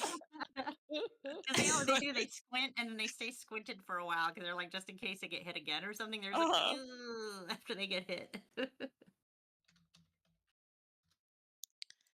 gonna have to workshop because I think his face here is very cute, but it's not on model. I need to workshop his. I love his none of his tail faces so are on model. much. I have to workshop his little tilted head pose. It's also like that anime trope for the bad guys, like, and he's just like hanging his head over his shoulder to show what a badass he is or whatever.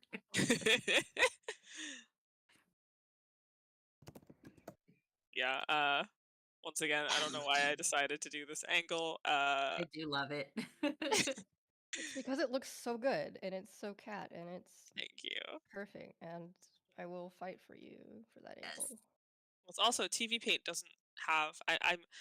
I've been using Toon Boom Storyboard Pro a lot for work, which is a very robust program, and it allows you to rotate the screen, like the drawing screen, like in increments, and TV Paint doesn't have that. TV Paint has, you can flip it horizontally and you can flip it TV Paint doesn't let you rotate your screen?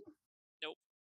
You can Another flip it. argument for Critta. Get into Unless Critta. it, Let's go. wait, I should say unless there is a way to do it, and I just don't know it, where it is. which is also That seems possible. crazy, especially because TV Paint was kind of developed for like traditional animators in the first place, right? Yeah, And I they mean, I work might on just not know discs, how. which you can literally turn. There must be a way to do it. I don't know how to do it. So Crit is so nice. yeah, Scott, do you know how to do that? I love Critta. I don't. Please tell us, Scott. I know there has to be. I'm spreading Googling it right now. misinformation. Some has asked, will there be different casting calls as the characters get older? So actually, whenever I cast a character that's going to age throughout the series, I do ask voice actors to demonstrate a younger voice and an older voice for all the characters, so that I can hear whether or not that's something they can do, and I try to choose people based on their ability to characterize the two.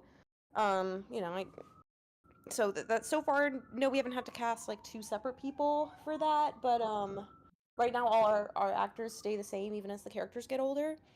But never say never. It might happen at some point, but I specifically try to avoid it.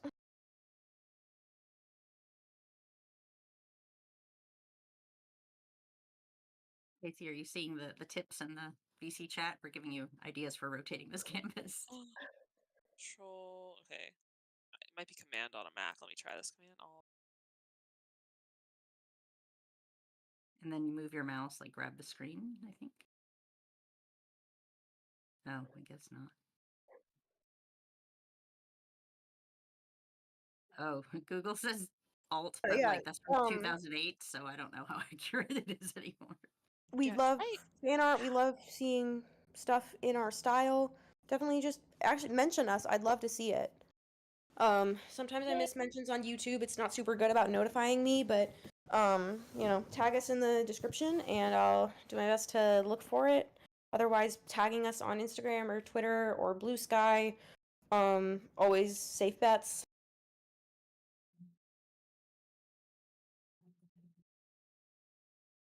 Yeah, it's not rotating. It's just kind of moving it around. Oh my god, wait, hang on. Oh! There you go. You did it. Oh my god, I've been unleashed. I was I'm like, so it's powerful. impossible. There's not a rotate canvas. Wait, how do I get it? Impossible. How do I get it back to normal? Hit the insert button. At least that's what Google said. The You insert go to button? you go to view Okay. and you click reset. Go to the view tab. View tab. Wow. And there you go. I'm learning so many. See, I've had this program for like 6 years. I didn't know you could do You're that. always learning Oh my something. gosh, in TV that's Paint. right. There's so much in it that is still left to learn. You're never not learning in TV Paint. Well, thank you guys. Now I know.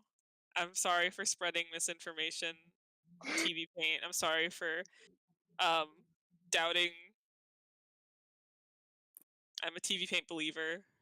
No, you were supposed to quit and join Critta instead. No, I've ruined everything. I have downloaded Krita. It's on my desk, my laptop. So next time I'm like at my parents' house or like home in a place without my like workstation, because TV Paint's kind of a pain to transport between workstations, I will test it out. Definitely.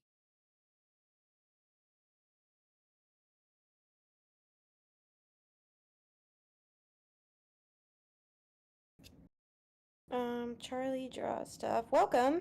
Thank you for joining us.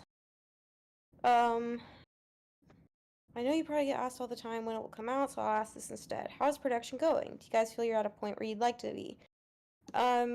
Production's going great. There's always the trap of like, of course we'd like to be further than we are. Always, always, always. That's the trap of being an artist. But I'm very, very pleased with where we are and the timeline we're on, frankly, because we're a project that is in every definition of the phrase fighting the odds. So how far we've come and the timeline we're doing it on is very impressive. So yeah, I'm very happy and production is going great and I love seeing what everyone is working on all the time. It is, yeah. I just want to back that up too and say I'm just constantly all week long, I'm, coming in, checking in, seeing what shots have been done, giving feedback. People are getting stuff done and finalized and colored. And then they're getting assigned new shots. Like it's an ongoing thing. For a while, animation wasn't in production. It was all storyboards, and now, animation's going, and then we're hoping to get comp in here soon. I think you guys are starting soon. We have some stuff. Okay, they're waiting on us to finish, more shots. But like, yeah, it's really rolling along. It's pretty impressive. It's impossible to say like we have this much % done or whatever, but it's like it's getting there. Like it's moving I at a think steady the pace. biggest It's wonderful. I think the biggest problem when people ask that kind of thing, like where are we at percentage wise, and like, or what like step are you on? It's like hard to quantify how enormous of a step the entirety of pre-production is. Yeah. We could say, oh, we're in animation and we have this much done, but that doesn't do justice to the sheer amount of work that has already been put in, because pre-production is the longest part of the process. It's the most crucial, and we have taken the time to make sure, we're not just doing this, we're making sure we're doing it right. Yeah. And it's also like we're also always learning. We have steady animation progress right now, but like some weeks are different than others too. That doesn't mean that every single week we finish this many shots, and every single week it's like some weeks we finish way more shots than others. It just depends on how if people are busy, if it's a holiday, people are taking time off, like around Christmas. Production slowed down a bit because everybody's spending time with their families, because this is a side thing for us, and we prioritize people's mental health, and their families come first, and their jobs and all this. Anytime someone comes to me stressed about a Warrior Cats thing, I'm like, my friend, this is cats on the internet. It's not life or death. We're not doing heart surgery. This is kitty cats on the internet, and it's gonna be okay, and it doesn't matter. Fans don't know where you live, so they can't come after you if you take a break. Go sit down. But yeah, it is actually very progressing along. Really, it's hard too, because like we'll finish stuff. We'll be like, boards are finished, and we're all excited, and we're all working on animation, but like we're not posting anything when that happens, because we can't just post all our boards on the internet. So it's hard to be like, but we'll have achieved these huge milestones, like animation production has started, or the voice actors have gotten all their lines in, or whatever. We'll have all these milestones, but we don't always speak about them, because depending on if we don't want to share too much information about the project, or if it's something that like maybe people might not care about that much, but we do, or whatever, just there. It's hard to list milestones for a lot of different reasons. Yeah, for sure. The shot's looking really great, Casey. Thank you. I'm excited to. I'm gonna be very bored next week, probably. So I'm so excited for you to become abnormal about WCAnimated. I'll be right there with you. It's already started. Minds. As you're aware. Like I was saying earlier, I'm entering into a hiatus at work. Where we got some time between the end of my current project and the start of my next one.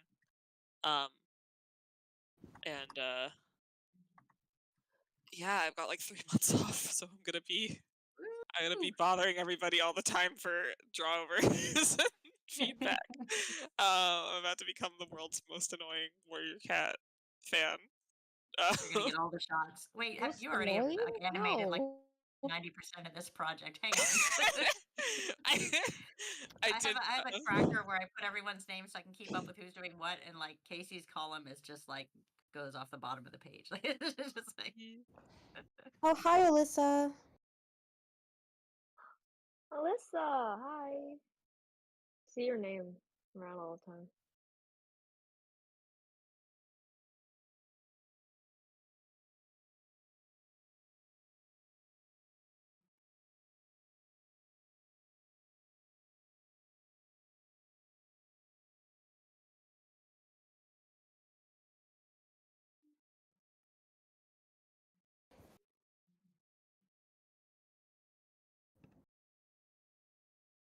I just remembered I have pad thai in the fridge.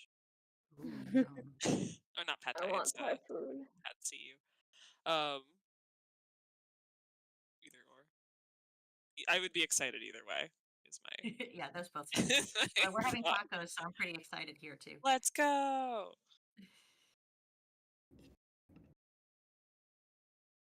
love tacos. I should work on my shot one day. This shot that I've worked on for 2 years now. or something. I keep not finishing it, and I do feedback instead. I need to actually work on it.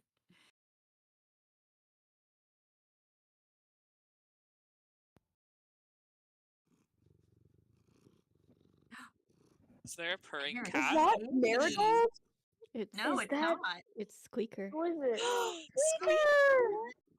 I was gonna Hi, say it's coming from Squeaker. Mariah's microphone. Oh, No, she keeps quick, record it. Use it in the show. She keeps pressing the microphone with her paw. Yeah. My gosh. Record it. Oh, beautiful, beautiful squeaker. Macy's been I think suspiciously. that's one of our talented voice actors. We tricked you all. They're that good. Macy's been suspiciously quiet this whole time. She's been too good. I don't trust it. I don't. Yeah.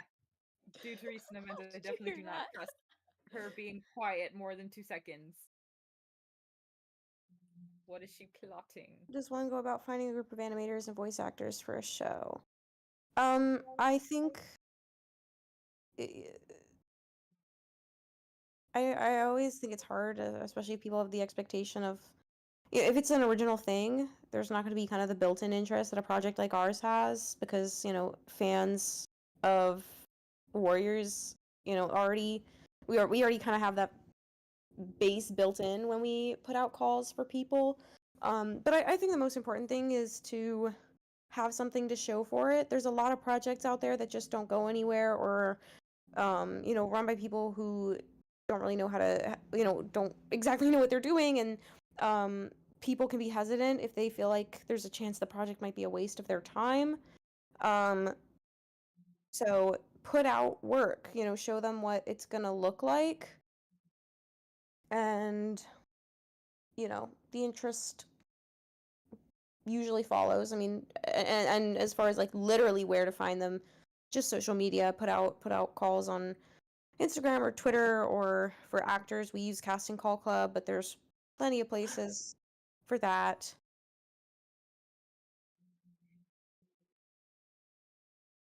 Y'all want to hear something crazy? The anime industry routinely hires through Twitter. So I always find that really interesting.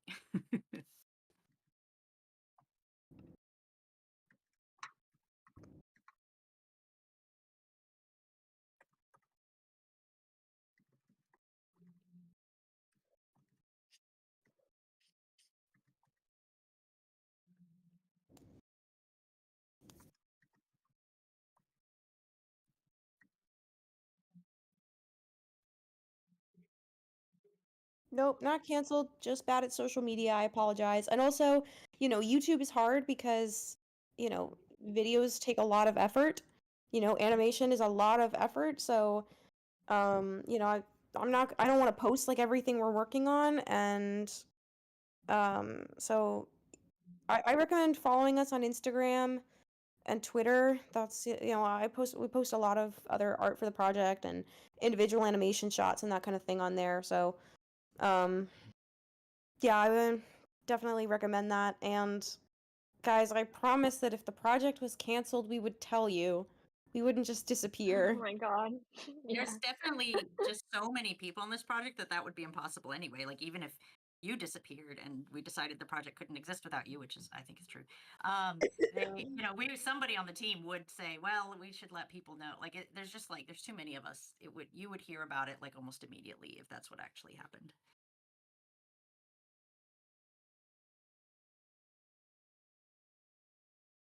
Right, how are we feeling about this shot right now? Oh, let me come in there and look again. Where are you? I don't know. Oh, there we are. Find me. Oh, that's looking really good. I'm looking at Rusty. I still love his face getting hit. Yeah, so dimensional. Holy crap. Okay, now I'm gonna look at Gray Paw. I could also turn Rusty off so you can see. Oh no, it's okay. They're split up, so that's very helpful.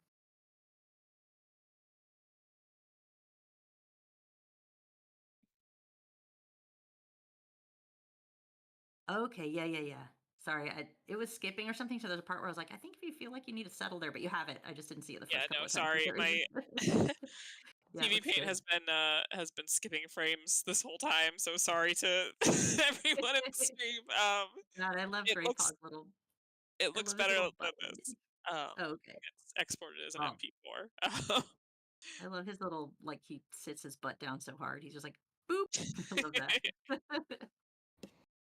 Yeah, it's looking really good. This is one of the ones where I was like it's like marked on the spreadsheet. It's like, oh, it needs a background, and I was like, okay, but I had asked for it like forever ago, and I was like, well, what if I just do like I have an idea for this. What if I just do like a little test? What if I just do like a little you know, That's like how they get I'll you. draw in a grid. I'll see how it looks, and then like came to like 3 hours later, ears ringing, having animated like fully animated it. Oh gosh. So probably not the wisest thing for me to do, but it it worked out in this. Definitely taking a risk. Yeah, it worked out. So cool. Although I think in TV Paint you can like reposition characters and stuff, right? Like the whole animation. Yeah. It's Like easier if when you it's needed all, to scooch him up or down or whatever. with the risk of me not knowing a secret TV Paint hack again. It's easier to do this if the character's all on one layer. I haven't figured out how to select Oh, I see. multiple layers and move them all at once, although it is possible that you can do that. But if the character's all on one layer, it's pretty easy. Yeah. You just need to make it so that it's not because there are these little things in the corner of TV Paint. And this one here means that if you draw on a frame that is not the first frame in whatever, like if it's not the first one in whatever given panel on the timeline it is, like if you draw on the second one, it creates a new keyframe automatically. And you can turn that setting off. So if you want to move, an entire like character's animation around, that needs to be off because otherwise it turns the entire thing into keyframes on ones, which is super annoying to fix.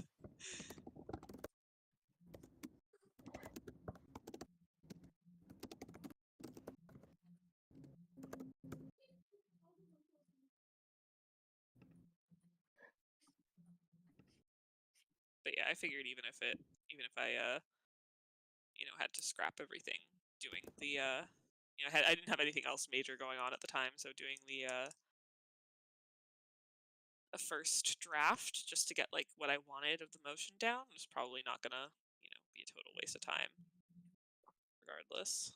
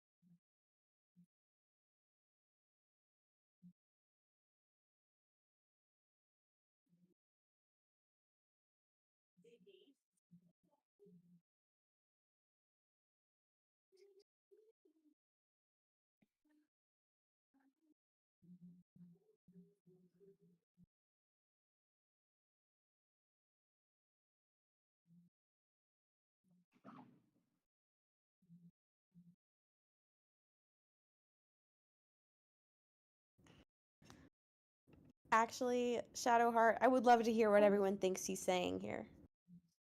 Oh gosh. Frankie. Had it muted this whole time because I don't want to. I didn't want to. I wasn't working on Grey Paw's lip sync.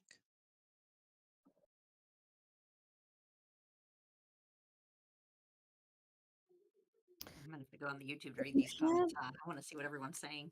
If you had to choose a different character to be the protagonist, who would you choose? Oh, that's a good question. I mean, as far as like the books go, I think Fireheart just works really well.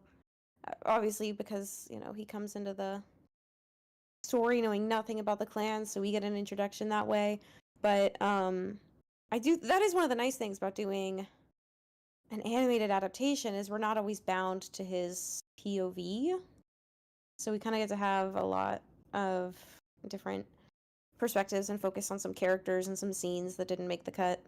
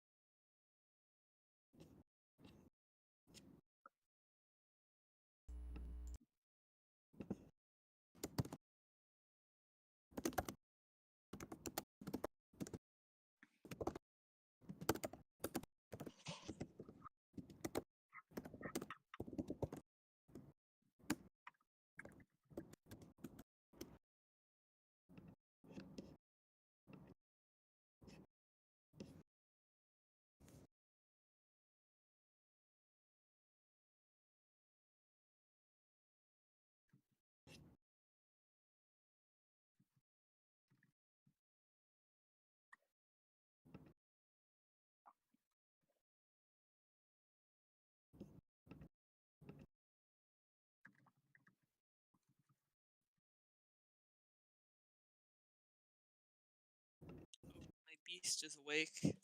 Hi, Maisie.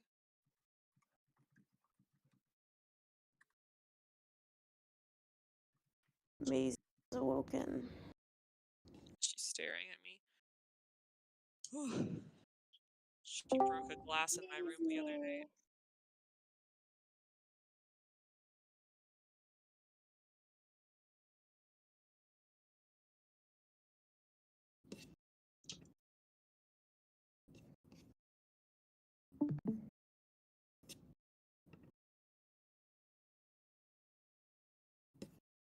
Maisie is demonic in nature. Yes. She is evil. She's lucky she's cute. She is very cute. Yeah, Maisie is my cat. She is quite devious in nature. Not to self promo, but I have a little film about her that's going to come out at some point that Shiro, our composer on WCAnimated, did the music for. It's going to be a minute because it was done at Titmouse, my studio. Well, not my studio, the studio I am employed by. They do this thing every year called 5 Second Day, and all the employees get to make a film and not do work. So it's a fun thing.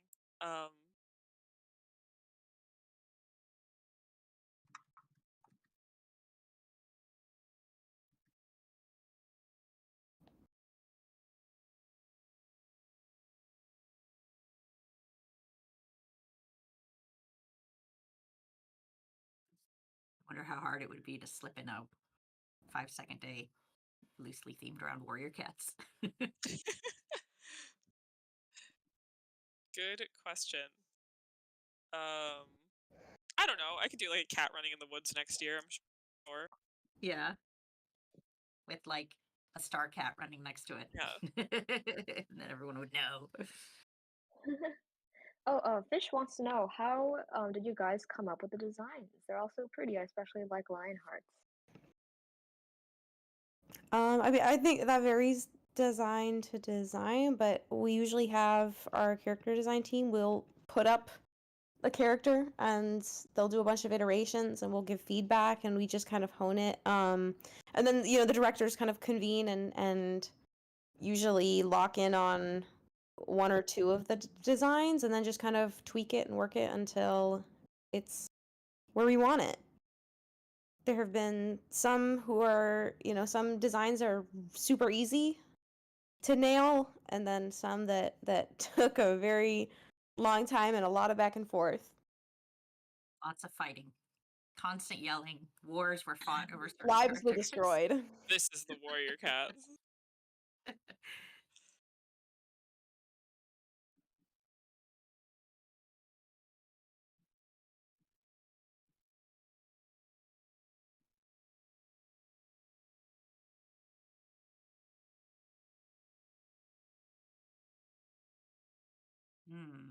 Which Which one took the design took the longest? longest? I don't think longest is like the right quantifier here. Because that's really hard to say. Just because like we could say, oh, this one took really long, not because it actually took a long time, but because there was a long period of time where we were doing other things between when the design was created and when we decided on it. So Let's I would go say with who was the had like hardest? the most back and forth. Yeah. Yeah, the most difficult to design, Cinderpelt. It was I was Cinderpelt. just gonna say Cinderpelt. I was like, my guess would be Cinderpelt. Lives were destroyed. Yeah, Wars were lots of- fought. Like at every But- step. Like, okay, what color gray? Okay, what We- does this leg look like? Like, yeah, like everything. Yeah, we went back and forth on her a lot. We left her alone for a while and then came back to her. That one was definitely a lot of back and forth, but I'm so happy with the design we ended up with. She's one of my favorites in the project for sure. She's so cute. Why did that frame flash full white for no reason? Why is this happening? It's because my time to save. No, it's because my my layers are misaligned. Don't worry, I can fix this. Bye, Twinkle. Thank you for joining us. Yeah, thank you. Bye, Twinkle. Bye. Is that Pomi? It is. Pomi real.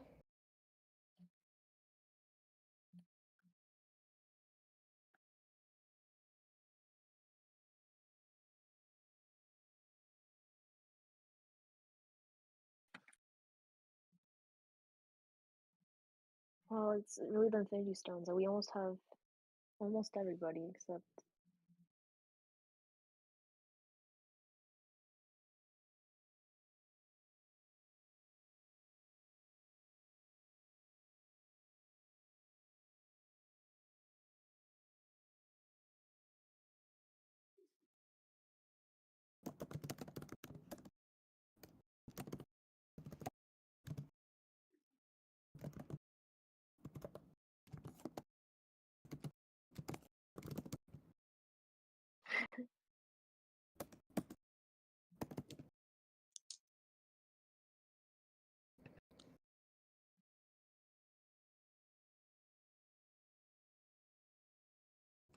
What made you decide to do an animation of the book? Seems like a really big project. It is a really big project for sure. But I think it's just something that Warriors fans have wanted for a really long time, and something that's just kind of a natural evolution of the animation community. I mean, people have been trying to do this as long as pretty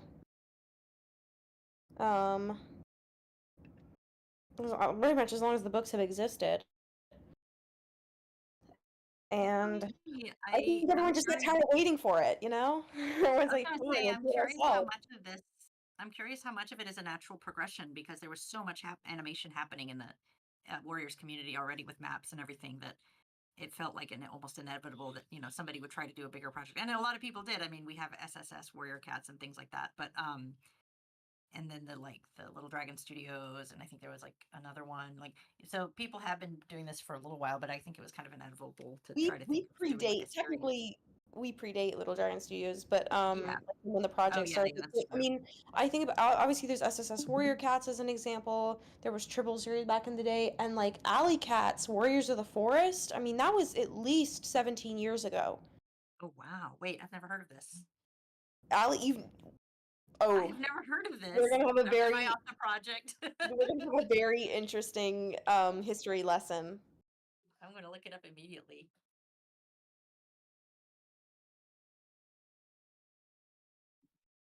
It's not coming up. I'll send it to you. I got Okay. you. Don't worry. Oh wait, it's like a fan thing. Okay. Oh Yeah. wait, this is familiar. Yeah, I feel like I have seen. Okay, maybe I have seen it. Oh, Alley Cat, like the person. I thought you were saying Alley Cats was the title, and then subtitle was It's Warriors of called the Warriors Forest. of the Oh, Forest. okay. Oh wow. Yeah. Okay. I have seen this. I need to actually watch By it. Alley Cat, who's absolutely a pioneer in this community.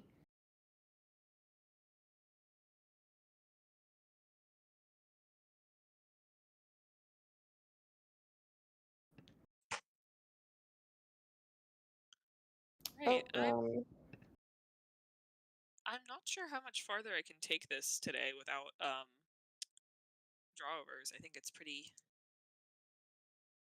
much where I want it for roughs. I can turn on the audio if people want to hear what they're saying, if that's if that's allowed. Oh, I'm teasing everyone now. Some people were saying in the chat that like they're gossiping in this shot about ThunderClan. No, they just said gossiping, but I assume it's about ThunderClan.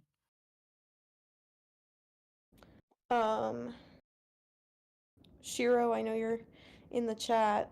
We have a sound design question. I'm gonna let you take that.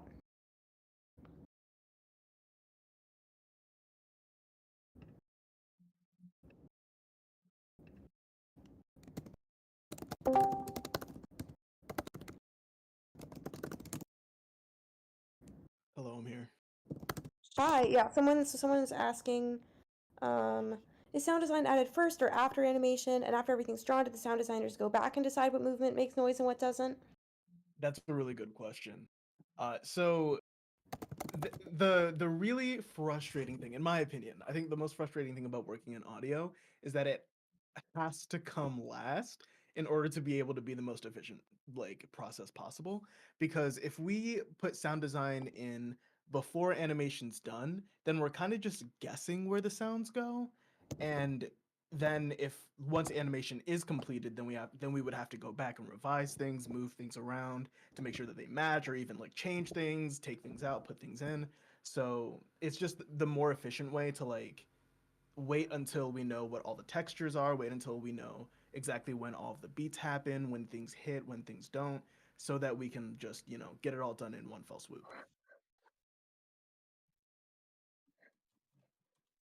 So, someone said, so how do you make sounds? Do you have a big sound studio or is it improvised? Ooh, so, I wish I had a big sound studio. We have a team of sound designers that, we use a variety of different techniques. Some sounds come from libraries that you're able to purchase or license, and other sounds come from us just recording specific sounds. So, that art is called foley. So you basically like an example would be if maybe, of course, heaven forbid, like a cat broke a bone or something, then a very common Foley technique is to take lettuce or some kind of like leafy green, freeze it, and then record you breaking the frozen leaf. And that sound, and it has to be a pretty big leaf. And so that sound, often like celery or romaine lettuce or something like that, is often what's used to like make the sound of like a bone breaking. Also, another cool fact is that like if there's a rain sound effect, sometimes it's actually like recorded rain, but oftentimes it's just the sound of something frying. So that's a really interesting thing that a lot of Foley artists do. So yeah, it's a variety of techniques, but those are the primary two things that we do. I remember the celery thing from an MST3K because they actually, let me see if I can find it. Yeah, if you go on YouTube and look up MST3K celery Foley, Foley, it's the first video that pops up, and they actually do a demonstration of a bunch of Foley techniques. It's pretty great. It's super cool.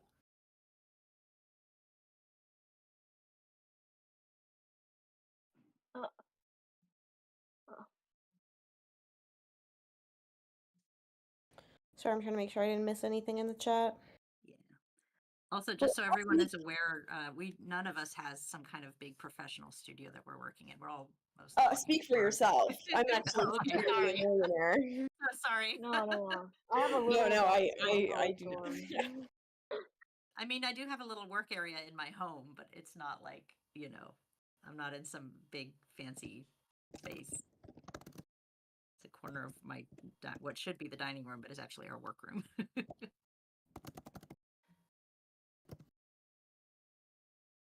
Okay, give me 1 second.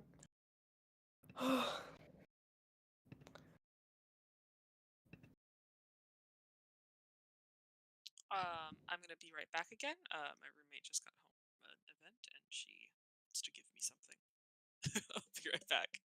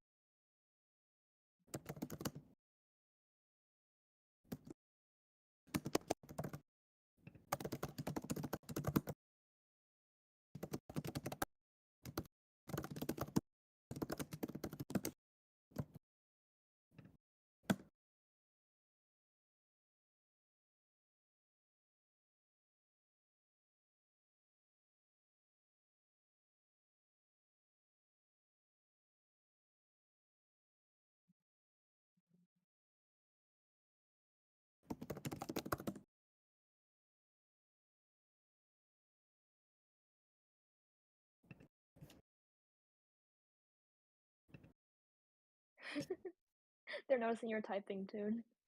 I hear it too. Okay, I get it. I type loud. It's like heavy metal music. It's just how you know something's cooking.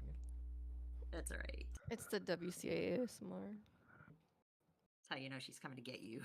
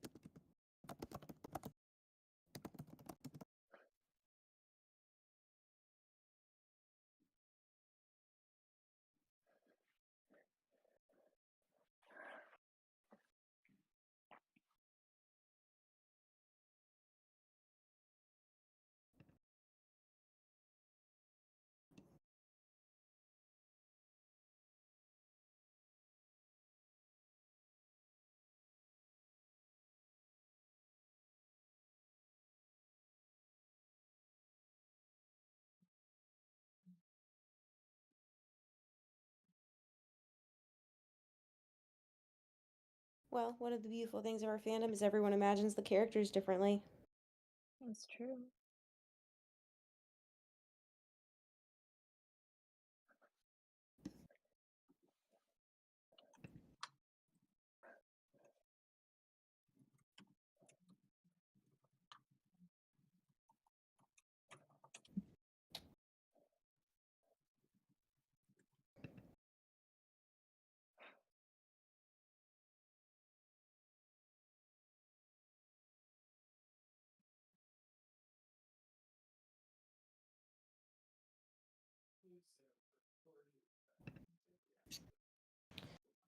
How does an artist or animator get chosen to animate in a large project? That depends what kind of project it is. Like something like this, we open applications, people fill out the application, and then I go through them and then pass them on to the other department directors and choose from there. But, as far as like paying jobs, different process.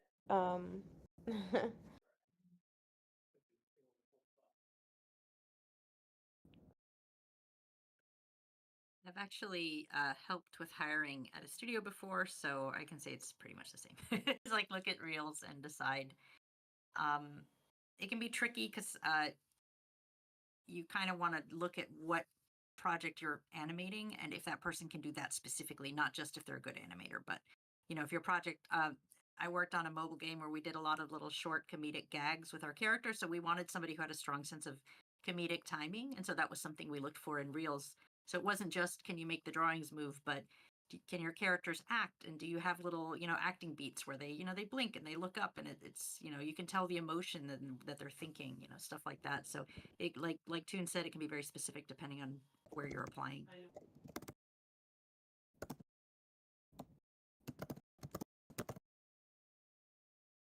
I have returned. My roommate got me a little ceramic tooth from an art market down the street that has a little frowny face and a cavity on it because I just had to go to the dentist like 4 last month. Oh no. I'm free now. I don't have any more cavities.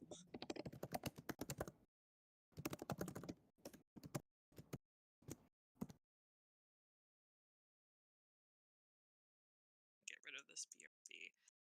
And I think before I end, at least with this shot, I'm gonna... Maisie, stop trying to get into my bookshelf. Hang on. Oh no, Maisie. It's being evil. She's being evil. Stop it. I just like threw her onto my bed and she came right back. Because I've got like glass jars in there with plants in them, and I'm terrified she's gonna try and jump up and knock them over and shatter them all over my floor. And they have water in them because they've got plants. So if those shatter everywhere, goodbye my electronic. Yeah,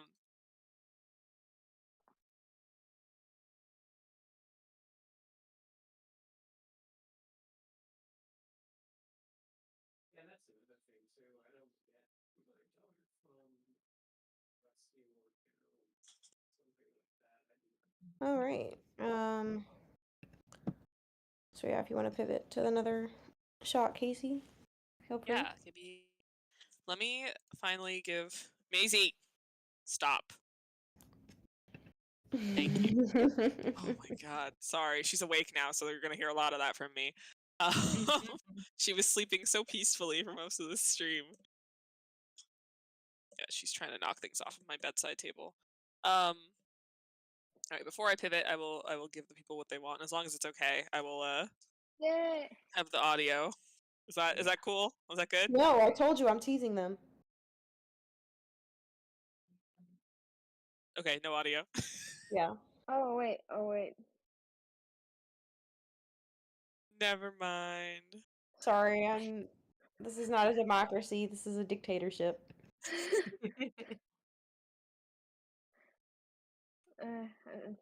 Chat needs to know that we all wanted you guys to hear it, but You guys will have it's to a wait. dictatorship.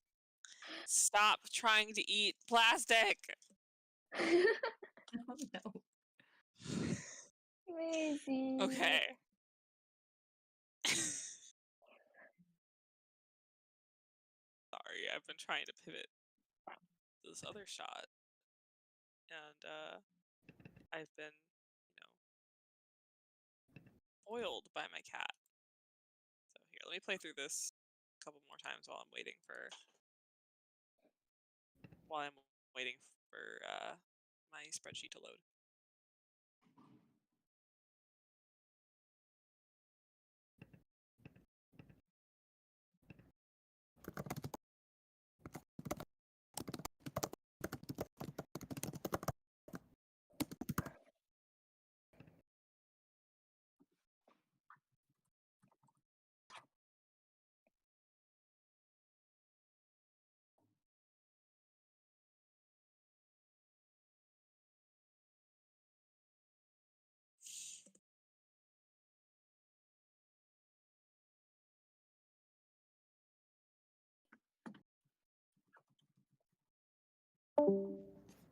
Bye, Scar.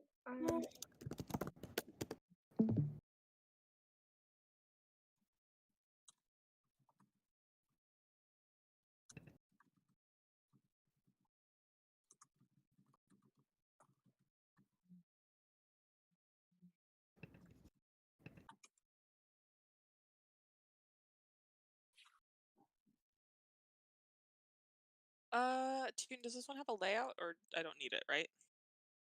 Don't need it. Awesome.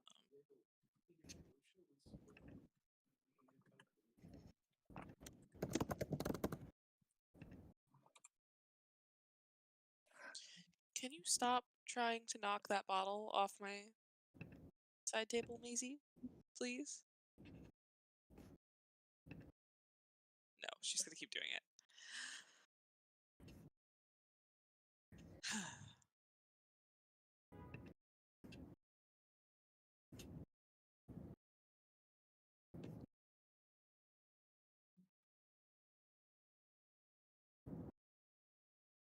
Ellery, yeah, we have people using different programs. You know, we have some people who use TV Paint, some people use Toon Boom, some people use Krita.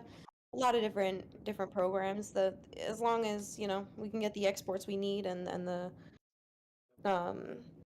line art brush, which we use a pretty basic one, stay consistent. We don't really care what program people use. Yeah. That's just for animation though. I think the other departments, like I think comp is pretty, you guys are all using the same program, I believe. So it just depends. But for animation, we're free to use our own programs as long as you match the style of the show. It doesn't matter what program you do it in. Welcome, Cloud Puff.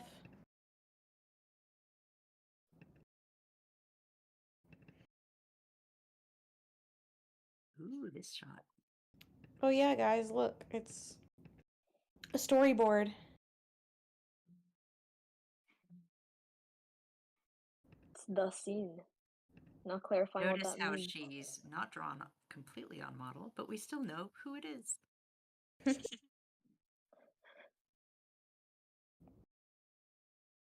She's actually pretty close, like not super close, but like close. Like she can go rougher sometimes. Like it just depends on the storyboarder. Yeah.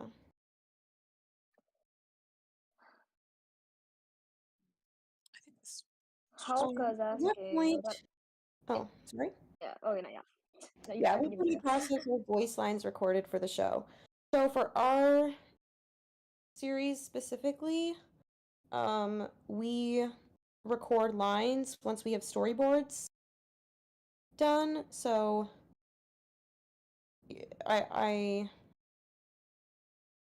you know, we write the script moves to storyboard, and then once the storyboard process is done, we get our voice actors in call, and Shiro and I do sessions with them and have them record with the storyboards as reference. So after storyboards, but before animation.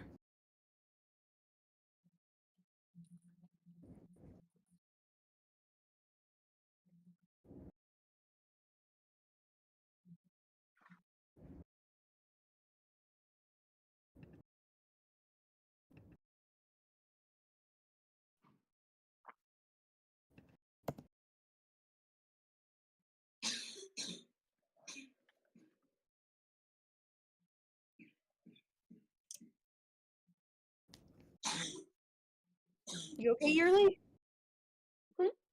You was that you? Like, What? or was Did it I me?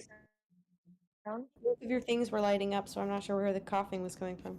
Everyone Oh, okay? no, that wasn't me. Yeah, I wasn't coughing. I think that might have been King or someone else. Wasn't me. Someone among us has green cough. Oh, no. It's over. Don't spread it. It's a good thing we're not in one studio or it would spread like crazy. Oh, but I wish we were. I mean, it's been really nice, like, when I'm over at Casey Goffog's and I'm able to, like, just stand over her shoulder and direct. It's so much. I'm like, I need to be doing this. It really saves so much back. I'm not used to it either because I've I started working like a year before the pandemic. So like I've been directed in person like a couple of times at like advertising studios that I worked at, but never on like a production like this. It's really nice. Tiny, you're making me sound like I'm so mean.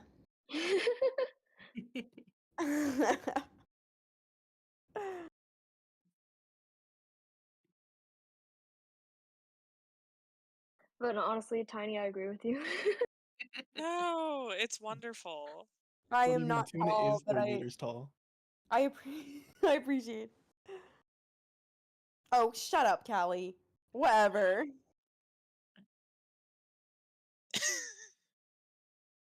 Callie, you kind of have like tall energy. Like I Don't feel say it. that to her. You'll never Yeah. guess this. It's gonna go to her head. It's You'll got a never long way guess. up, but it's gonna go to her head again. It's on its way. It's not quite there yet. Give it time. It'll be there in 3 to 4 business days. Right, so I'm gonna start super rough for this one.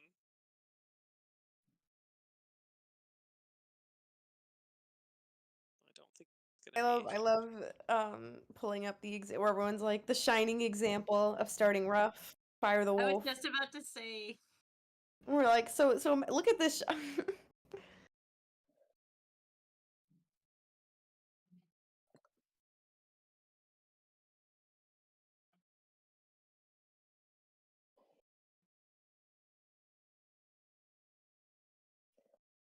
So glad you're animating Blue Star though. Happy Women's Day. Woohoo! Yes. Women! I got a sticker today that says women on it. That's how committed I am to the cause. Hibachi! Oh, I can't believe how big he's gotten. For chat Sorry, context, hibachi is a cat. Hibachi fried Yeah. rice is a cat. A very beautiful cat. Yes.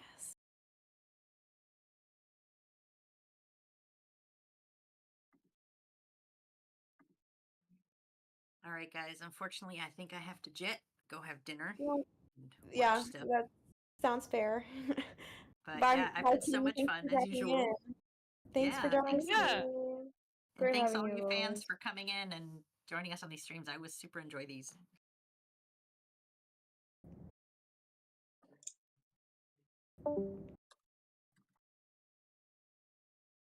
Farewell, King.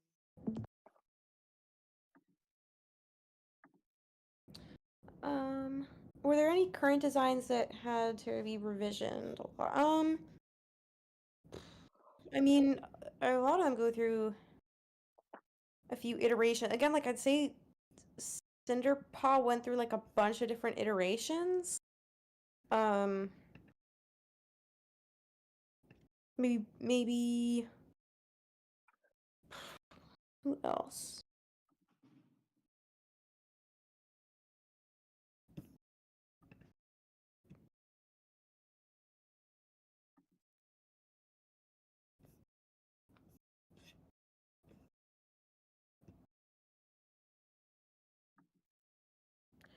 I guess we did a good bit of back and forth on Brindleface.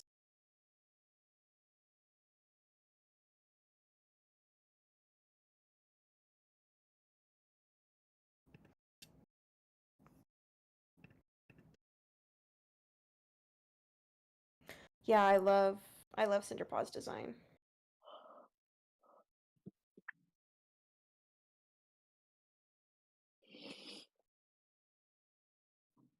Maisie, I guess I can let you out of my room now. My roommate has gone out for the evening, so I had my door closed so that, conversations wouldn't.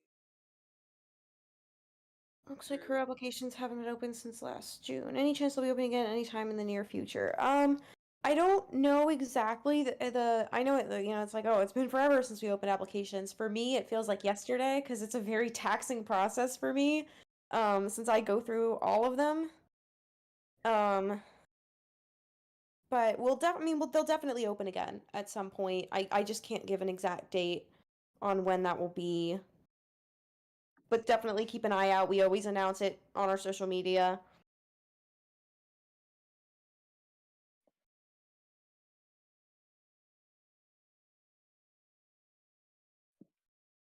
Oh, happy birthday, Fenny. Happy birthday.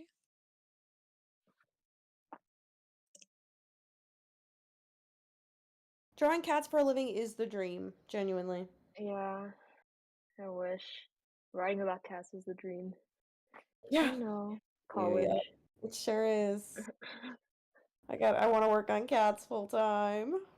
I got to obviously not warrior cats, but I got to do a cat for an advertisement. Like after I joined WCA, I had like a project where I was just drawing a cat all day. I was like, I've been trained so hard for this. I'm ready.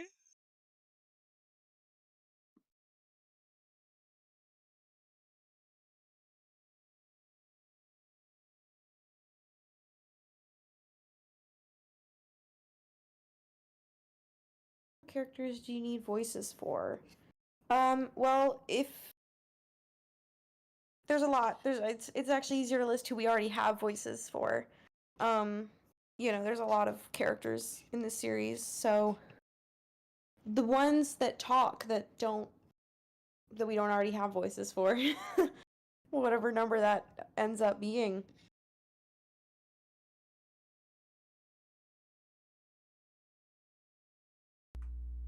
At least like 3. Yeah, something like that. You're not wrong. At least 5. At least a few. Let's not get crazy here. Yeah.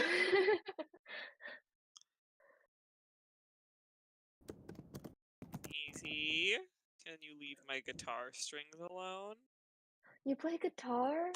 Not really. I got a training guitar for like $15 at the thrift store, and I was like, well, I'd like to learn, and the big ones hurt my fingers, so I'll take this subpar children's guitar.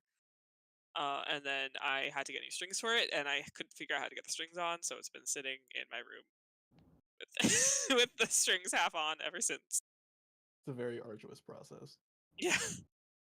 I should just take it to Guitar Center, then I have to go to Guitar Center. But I'm about to have 3 months off, so who knows what I'll do.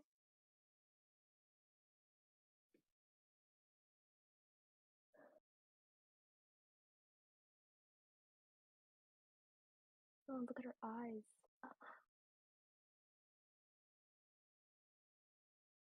Oh yeah, definitely, Callie. It's more important to have a space to voice act than expensive equipment. Even if you just like sit in a closet, that's better than yeah.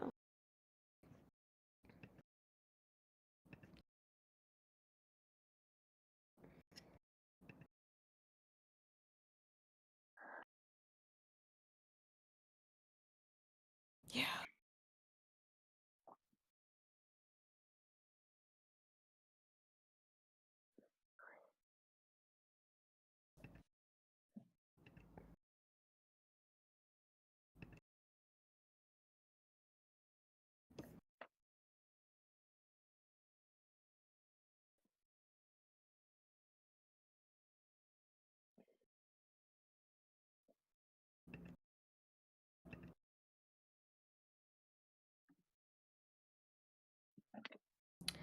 Is music in the casting calls done by your music director? Yes. Yeah, Shiro, this if you go listen to like the last one, and yeah, Shiro did that, and it's so good. Yeah, I get chills every time. we have a team of composers, and so different casting calls are done by different ones. We have I think 2 that Mary did, and I did the latest one. Yeah. And that's always listed in the description.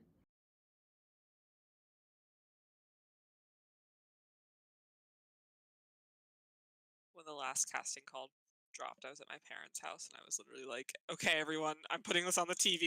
We're watching it.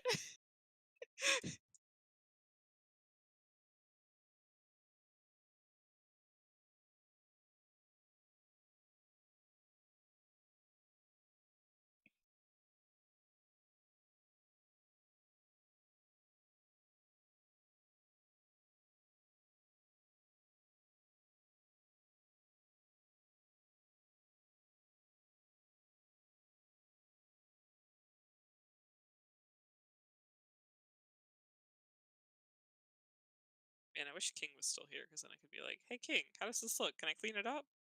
Can I tie it down?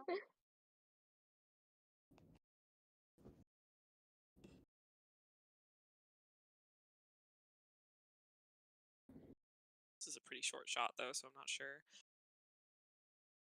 I should do? Also, I think I'm gonna shrink her a little bit so that her ear in the first frame is not tangenting with the top of the screen. Yeah. Well, then it tangents at the end, so I don't know if that's helpful. I'll just move her down a little bit. I don't know.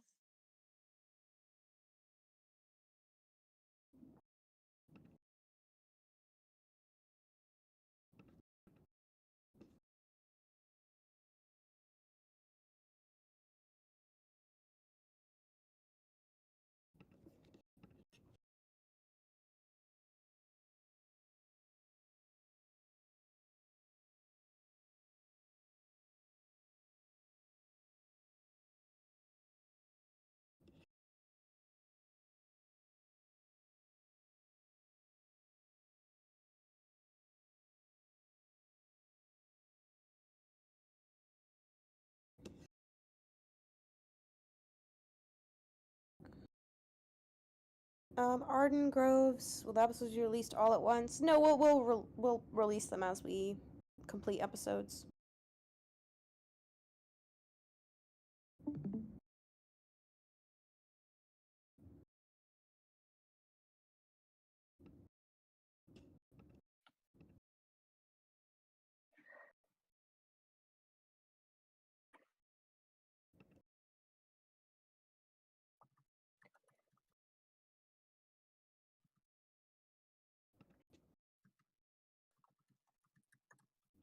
Who does your backgrounds? I'm so glad you asked. Actually, Pomi, our background director, is here, and Pomi did a lot of the work developing the style for the backgrounds. It's such a beautiful style. But we have a whole team of background artists, so Pomi oversees them, and they all work on the backgrounds as a collective.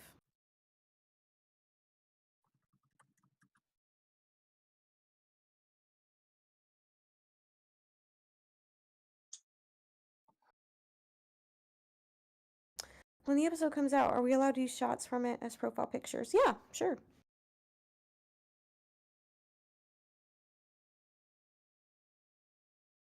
Homie, I don't know if you can be on mic. Someone is asking what your process for doing a background is. Corey is also here. Oh yeah, Pomi. Hello. My process? Yeah. I assume we're talking about the like the layout stuff. Yeah. I mean, I usually get a ground plane going. And then I do a really rough sketch. And then I line it. It's a pretty straightforward process for the backgrounds.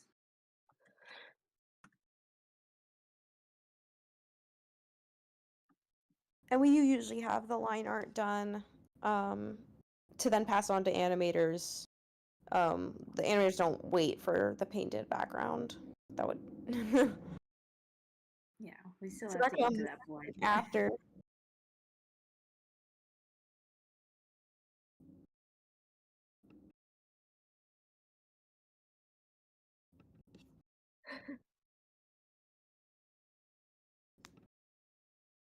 Doing very fiddly timing finagling right now.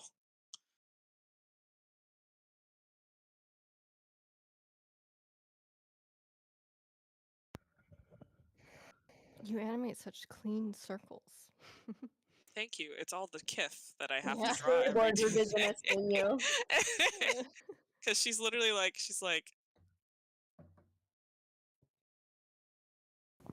oh, well, TV Paint does this, likes to do this thing where it, and if I'm trying to draw a curved line, it likes to make it straight halfway through. So if that starts happening, it's not me. Bye, Mango. Thank you for joining us. Any tips on shape language for designs? Mariah, maybe you want to take that? Draw shapes in a 3D space. Like when you're drawing shapes, just like try to make it three-dimensional. Think of the structure behind it. Once you're like used to drawing those sort of things, then you can like draw, like if you try to draw like contour lines around it and stuff, and make it clear that you're looking at a subject in 3 dimensions. And once you know, like once you understand how to draw structurally, like constructively, you can play with shapes even more than that. And it goes back to style, I guess. Like study from life and like pay attention to what your brain chooses to notice. Zero in on those sort of things, and you'll discover new shapes, new ways of defining things, new ways of representing things. And if you try to force it too hard, it'll look like you forced it.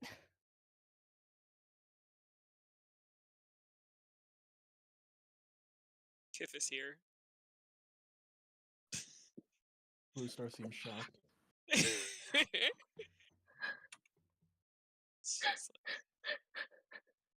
I actually like this drawing of Kif, so I'm cutting it to a different layer so I don't have to lose it. She's been kiffed. Kif.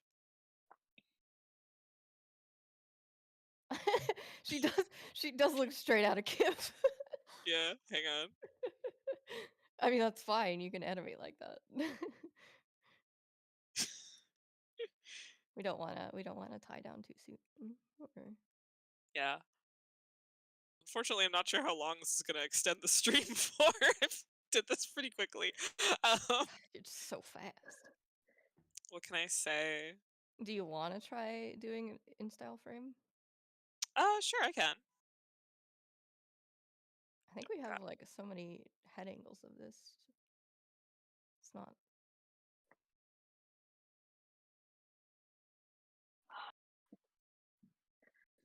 Let me see if I can.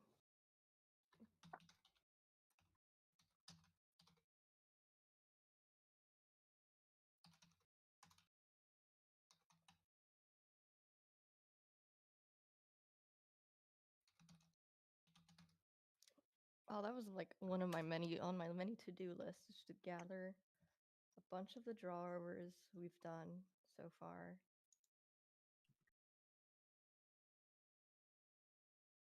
So that we can reference it for other shots. Because there's a bunch of work done by Indigo, for example.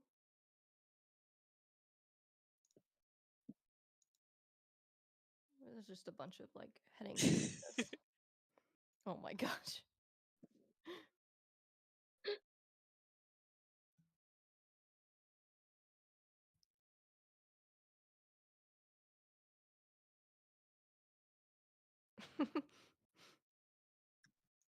I see you, Indigo.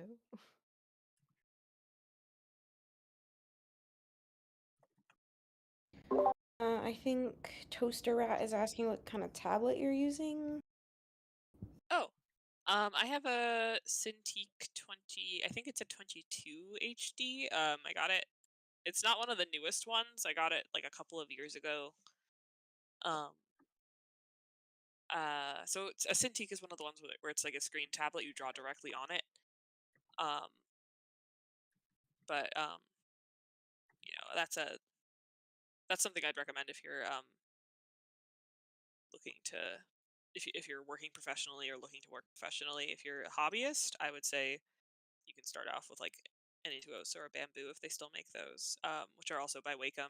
But there are other tablet. I don't even know if you're looking for a recommendation, but there are other tablet companies, but I've never used any of their tablets, so I cannot vouch for their quality. Wacom's kind of industry staple. Yeah, I use like a medium-sized graphics tablet. Hi, professional artist here. Yeah, that's all I need. I don't know. Like I do gigantic digital illustrations just on a medium-sized tablet. I've tried other brands other than Wacom, but I don't know. I think I just got unlucky. I've tried like 3 other brands. But Wacom is nice because they last forever. Yeah.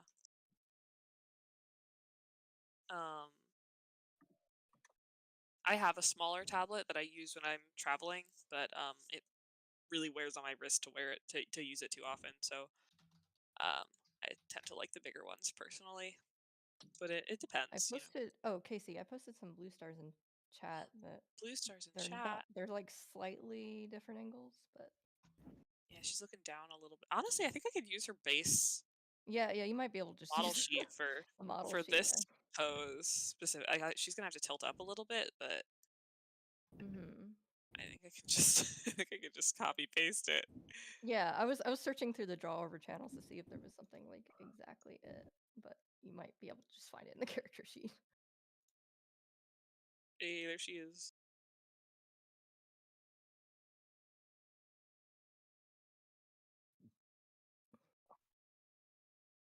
You can also buy a used Wacom, probably. Yeah, that's true. They like I said, they last forever. Wacom Intuos or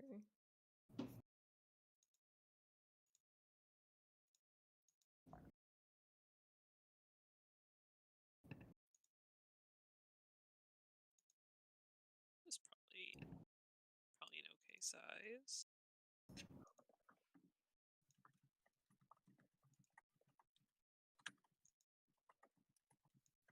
She's a little further down than she is in the boards. Do want to try and avoid cutting her ears off. oh my gosh, I just found another drawing by Indigo. Ah.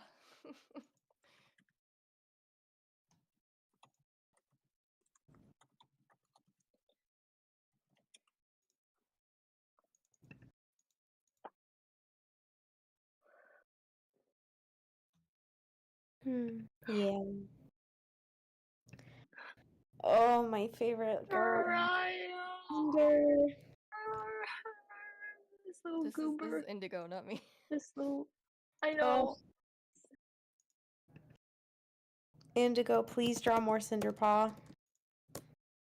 She's so squishy.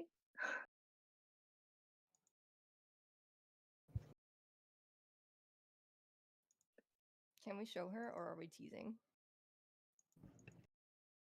They've seen her. Have they? They've seen like one drawing. Well, no, more than that. Just not this one.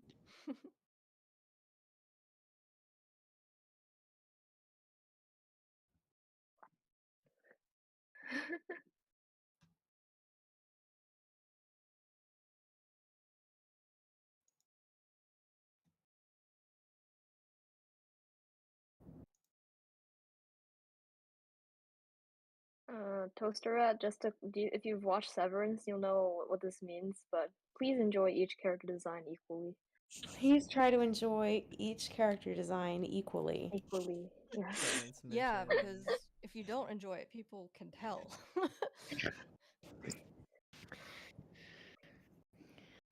That's why I work so long. I take forever on one character design.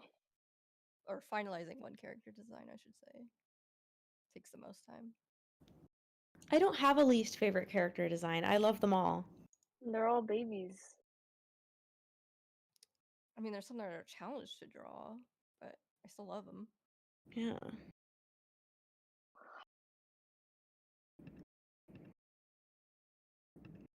trying to think of which one is the most challenging for me to draw.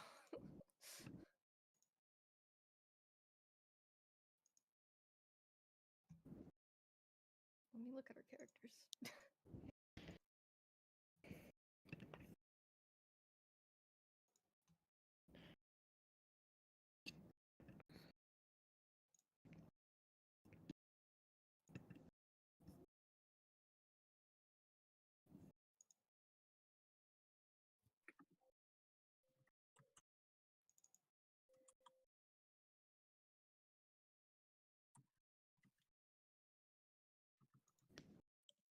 I mean, the interesting thing about the characters is that everyone has like the character they do best and the character they have are more of a challenge for them.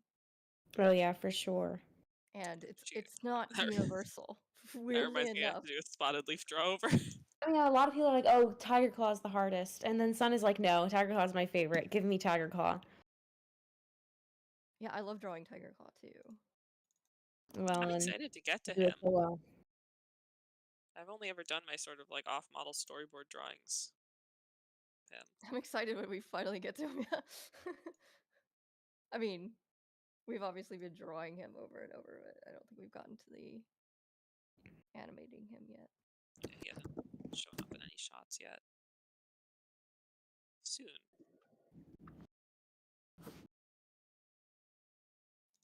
I want to say I love drawing Ravenpaw a lot, but I'm very particular with how he looks, so in a sense he might be very challenging for me. But in a good way. I don't know if that makes any sense.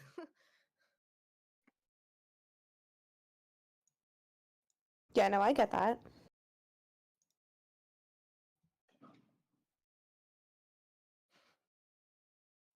Thanks, Kitten Fart.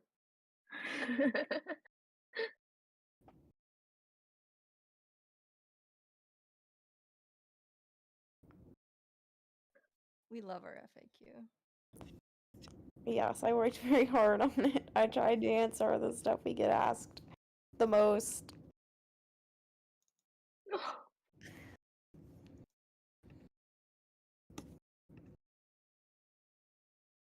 Soupy.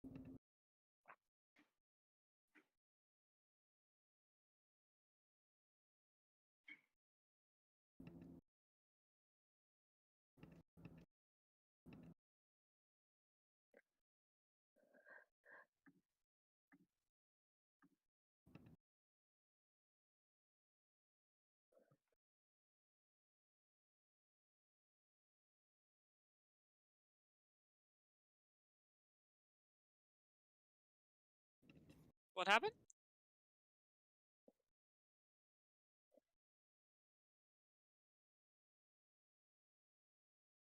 For ThunderClan, the original characters are enough, and then there's definitely going to be some, some cats in there at the, when we have big stuff like the gatherings.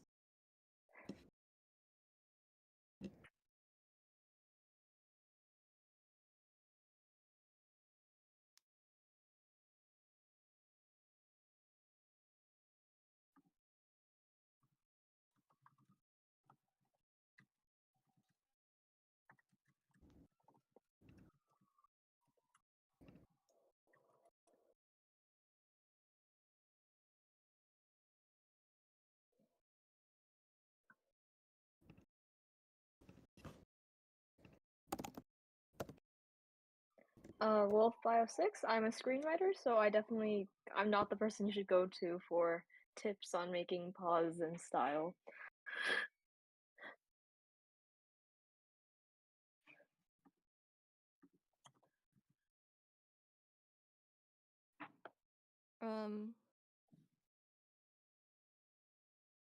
Study pause in real life. Try to do like quick sketches of a real cat's paw, see what happens. Try your best to recreate it as accurately as you can too. It's kind of like an experiment, you gotta have your control, which is trying to be as accurate as possible, and then you can make iterations of that are not as accurate, and then I don't know, maybe you'll notice something cool about it, and that can be a part of your style.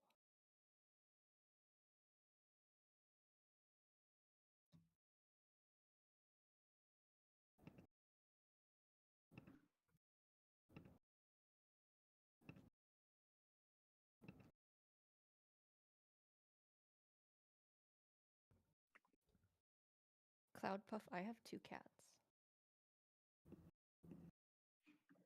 And I've had them for like 13 years or so. I One I've had personally since- haven't. Sorry, go ahead. No, Shiro. It's okay. You deserve a cat. Yeah, I don't have any, and I'm very upset about it. Oh. They have 1 cat. Blink, Shiro. You're in the future. You'll have a cat soon. Wolf, a screenwriter, we write the scripts for the series. Screenwriter is someone who writes scripts for film and television. Yeah, so Wolf, like any movies or shows you like, they're all based on screenwriters and the scripts they write. Which actually, I have a question for our screenwriters. Go ahead. Is there a difference between a screenplay and a script? A screenplay specifically refers to a movie script, and a script could be a play, that could be a TV show, that could be that could be anything. That could be anything that has spoken dialogue and is written like a script. But screenplays are specifically for movies. Usually features and shorts. And technically, I mean, usually a lot of people will be actually about if you're writing for a series, it's a teleplay, not a screenplay. But I don't care. That's all semantics. A screenplay is a script written for the screen. That makes sense. A script can be written for anything. You know how like it's like rectangles and squares, right? Like all screenplays are scripts, but not all scripts are screenplays. That makes sense. Okay. Okay, Wolfby, we did answer the question about the pause, and continuing to ask it is going to be considered spam. I'm sorry. Yeah. I might have to mute you if you ask it a few more times. Just as a slight warning, but...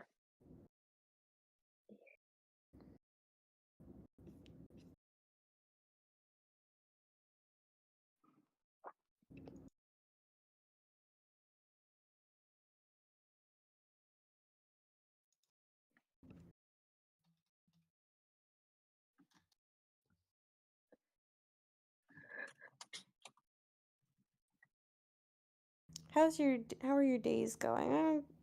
Today's good. It's been fun. Anyone else? Anyone else do anything fun today? Nope. Actually, no, this stream's been fun. I've been distracted. I have an essay to write, but I've been ignoring it.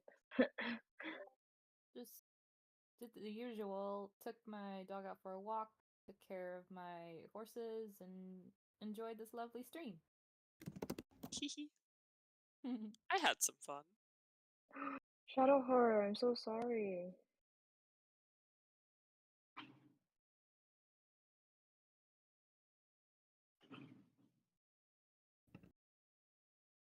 What are you guys' feelings about daylight savings? Ask Kitten Fart. I'm happy.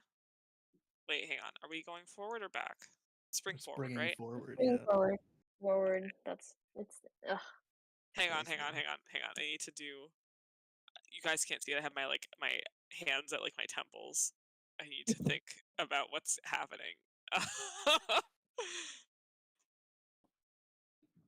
So it's gonna get lighter earlier. Or am I? Okay, I like that. I'm It's for the that. bad one. Well, we lose an hour though, which is gonna be annoying for the night Okay. of. Yeah, that's annoying. But I like it when it's not dark at 5 p.m. So I just like that it'll be lighter longer, and yeah, it won't feel like you lost the day, even though the clock says you still have more time in the day.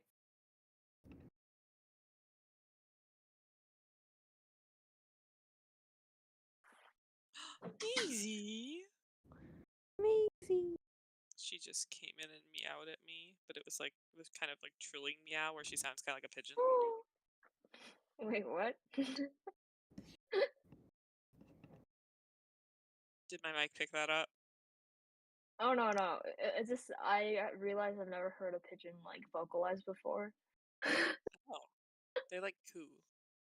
Oh, because I've only ever seen them like going around and being little pigeons.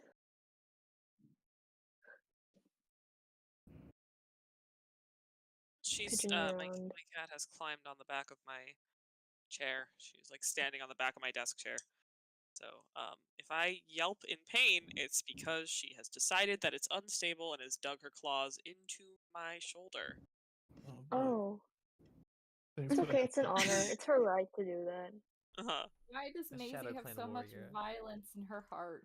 I know, she's full of malice and evil. Isn't that right? Malicious Maisie, that's what her name is. That's what the M on her Malevolent. forehead stands for. Yeah, malevolent Maisie. Oh my god. Mastermind Maisie. She's lucky she's cute. That's all.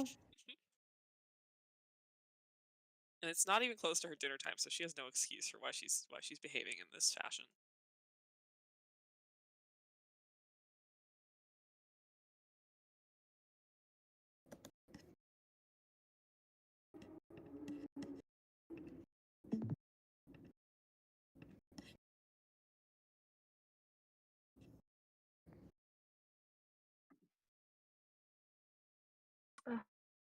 Blue Star's face card. I can never measure up to that. Sorry, I can't be her.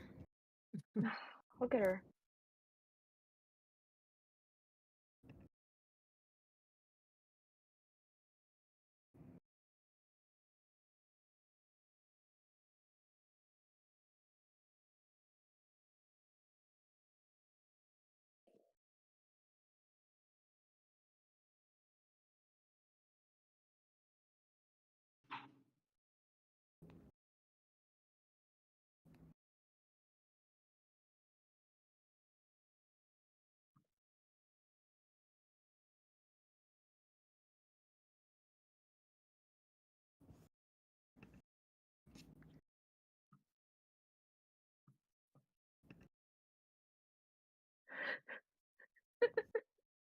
Callie.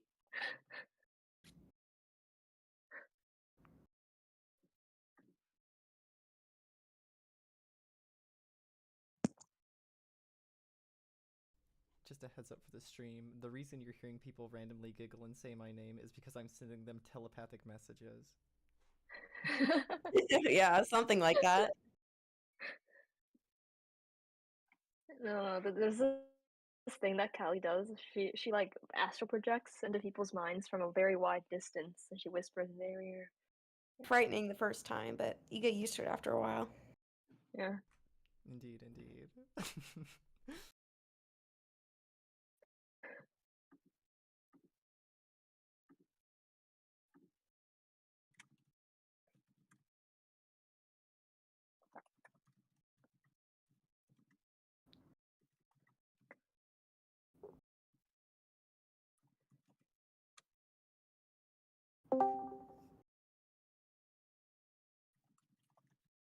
Welcome.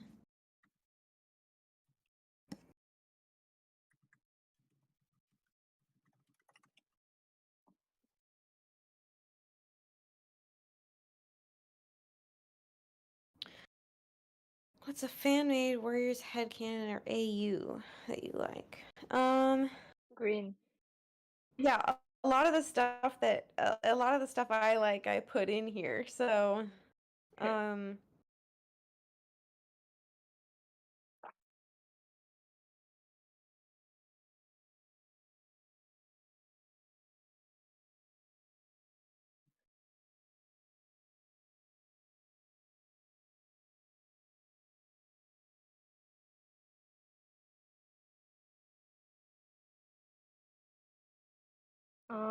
That furry trash. This is just Blue Star in her face card.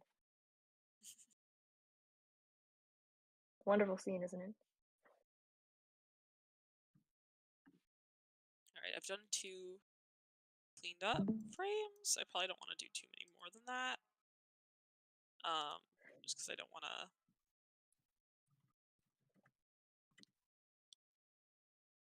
Do not want to get too far and then have to do corrections.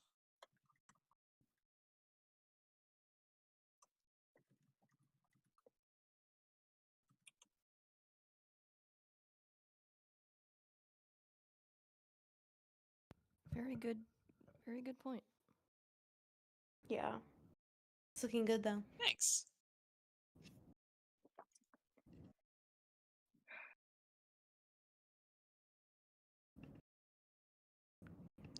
Yeah, if play through this one a couple times, I'll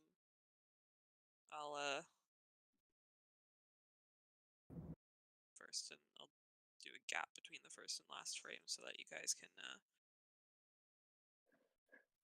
see the actual animation.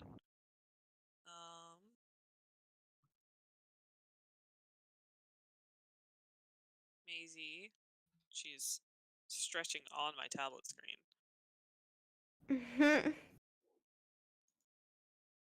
So, yeah, that's what we got. Yeah. Which actually, I want to make a small. Oh, you work so fast. So well done. Yeah. And I make a small correction now. I think her pupils on this frame are a little too. They need to be a little bit more focused on what's in front of her. I love her design. She looks Maisie. You're not the most important cat in the room right now. I know Why she can't hates she to hear be? that. No, why You're can't gonna she pay be? for that later. Thank you, Casey. Casey, that's This like is there's sick and another cat in the twisted. room with you. It's Blue This Star. is sick. No, it's Maisie. Maisie Star. The world revolves around Maisie. Maisie's We're gonna be just the most living in important it. cat in the room as soon as I stop streaming and I give her dinner. Well, she's already the most important cat in the room. She vacuumed your space yesterday. Knocked And then a glass on the floor, And then she I vacuumed had it up. to She clean realized her mistake. And then she No, was she so didn't. tired from cleaning. And you're being so mean to her when she's just trying to do her best. Sick and twisted. Myself and Shiro kind of double as the performance directors.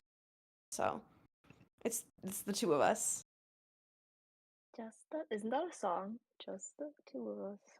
We can We make it if can we make try. it if we try.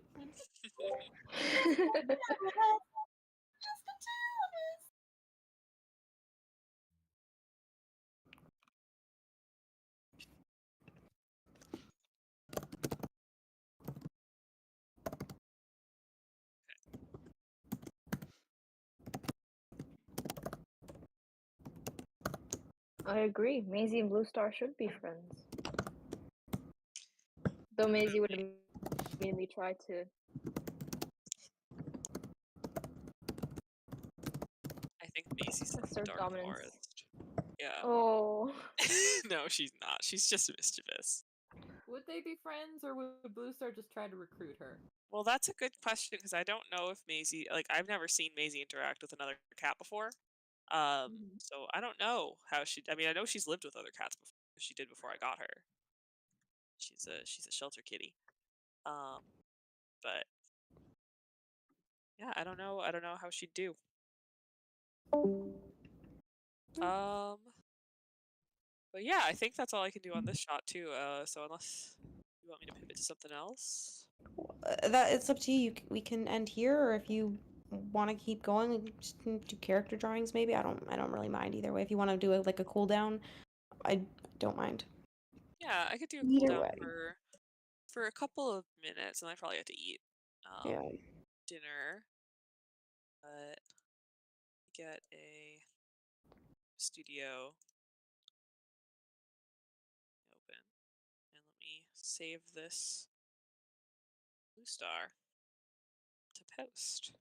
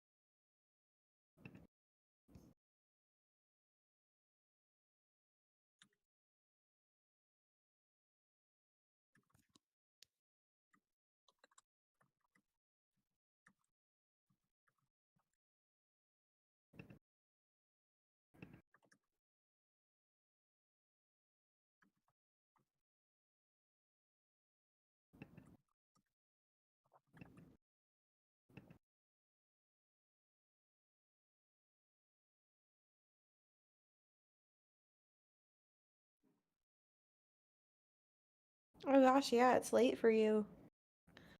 1 a.m.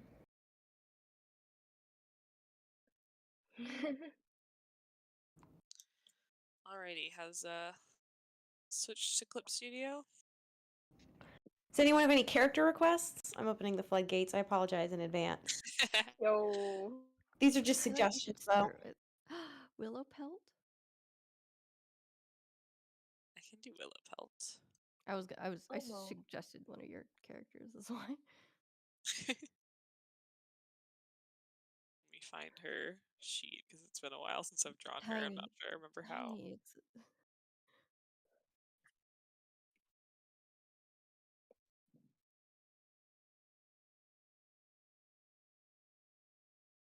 oh, Brindleface.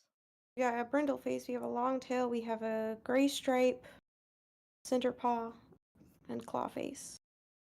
Brindle. Any of those speaking to you? If you go in style chat, you can see Brindle's full sheet right now. I love Brindleface. I also love Clawface. Oh, the character, to chat, I think the character, requests are for, WCA. So basically for all the characters that we designed thus far. Yeah. So it's going to be first arc characters. And not all of them have designs yet.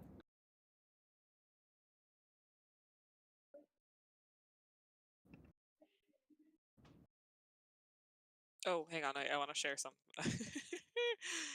This is not someone anyone requested, but I took a really funny picture, or my roommate took a really funny picture of my cat the other day.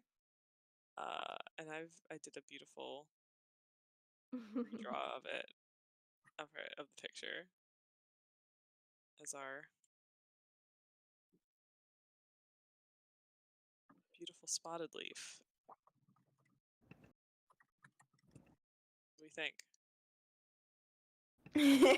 Perfect. Peeled. Peeled. She's so cute. Oh my god. Look at her. It was a vision from StarClan. She's getting some kind of vision.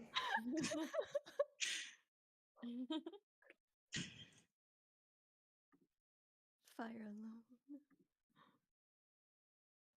Yeah, I'm not sure how many cats I'll get through because Maisie is starting to root through my trash in an attempt to get me to chase her around. I probably do not have much longer than like 10 minutes. I don't have much time. It's such an effective way to get your humans' attention. Just mess with the things they really can't ignore you messing with. Yeah, that's why she jumps on the stove. That's why she jumps on the fridge. That's why she knocks over glasses onto the floor. She sounds absolutely lovely. She's a delight. And I Yeah. mean that. She's a wonderful creature, and I'm glad to share my home with her. All that said, she's deeply evil. I'm gonna draw some of the ThunderClan cats doing things that they shouldn't.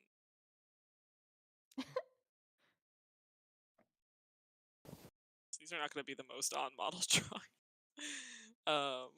That's okay. Oh my gosh, I'm she's so cooling down. chic. I'm having fun.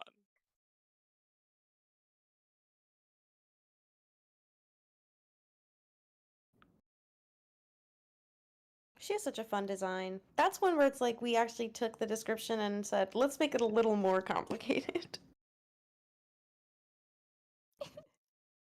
Because it's like, they're like, she's just a gray cat. And yet, it's what she deserves.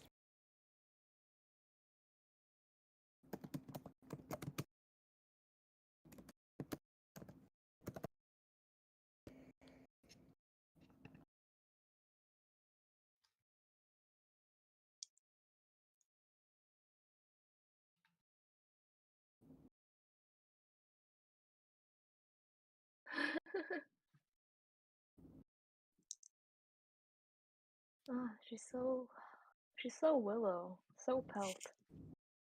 So true.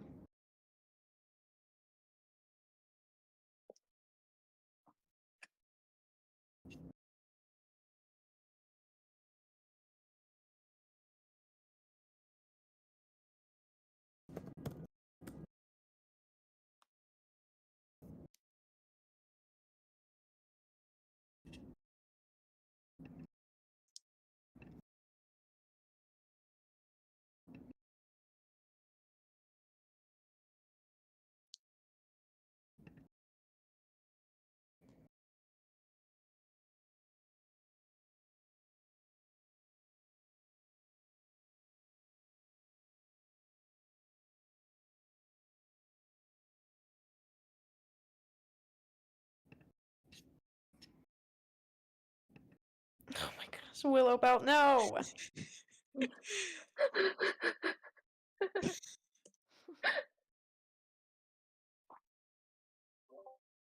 She's channeling her inner Maisie. Somebody stop her. Yeah, that's what I've Breaking decided. the warrior code. I've decided these are gonna be. This brush is pretty. Thanks. It's just the Clip Studio default dry ink brush, and I like using it to sketch. Nice.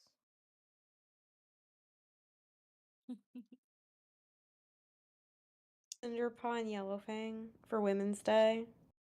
Two of my favorite women. You could also do green. I would not say no to that, obviously.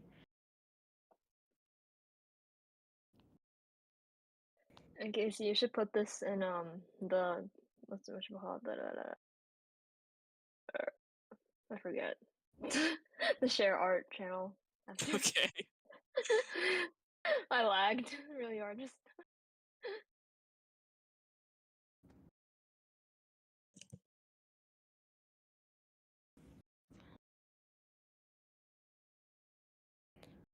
Oh, thank you, Sylvian. We don't have a donate button.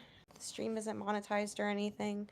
But I mean, we do have a Patreon that's linked in the description, but we just appreciate you being here. Thank you. I've stopped looking at reference sheets, so nobody take these too seriously. I'm having fun. This is for fun. Yeah. look at her. Wow. Shout out to women. Gotta be one of my favorite genders. Woman!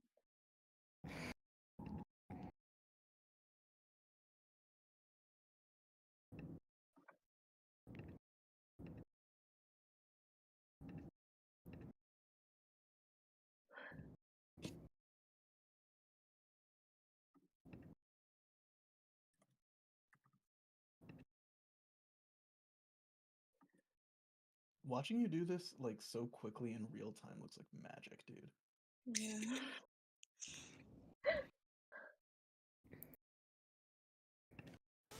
It's also weird because sometimes when I find like doing very fast sketches like this it's like they often come out more in style than if you were to like actually try to draw in style. It's kind of maddening. Yeah. Especially when you're doing character sheets. Yeah, you guys can definitely expect changes. We're not doing a one-for-one straight from the books. definitely expect some things to be changed. I don't want to go too into details on that. Don't want to ruin any surprises. Yup.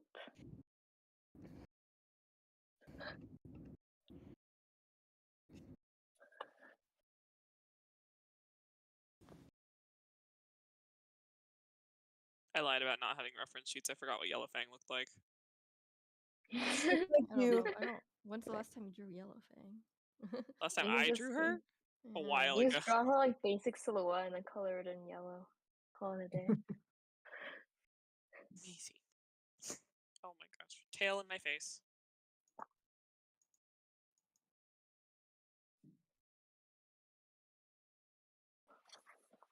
I guess I drew her in the boards pretty recently.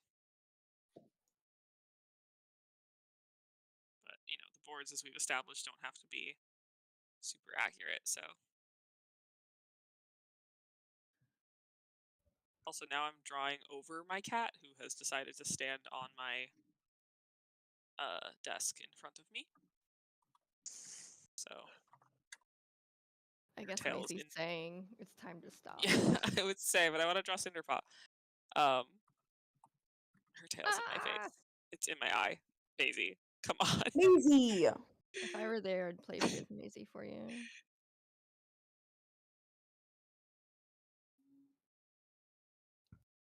Maybe throw some catnip at Maisie's way. That should distract her for a good while.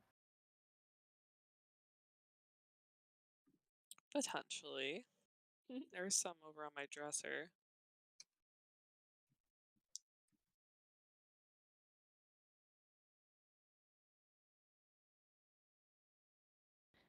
Oh, she looks so cute. Favorite women. Woman. Oh, Yellow Fang.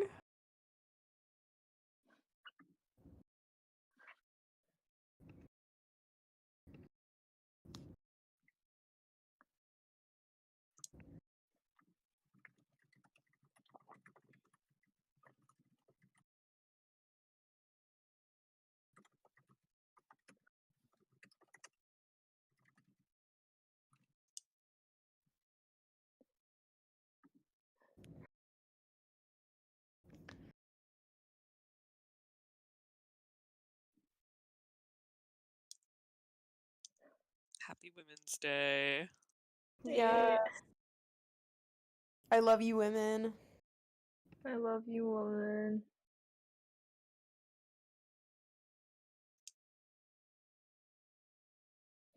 That's a good question, Alyssa. I always like What? Flash. My Oh, wait, sorry. Your favorite ships in the first season, first arc of the books. She was Like, asking. are you asking about canon ships or? I think presumably fan? because she's asking about the books, or maybe she's asking about the show because she does say season. See the books though, and that could be Season of using the both. characters from the first arc, or yeah, just do you mean canon or fan ones too?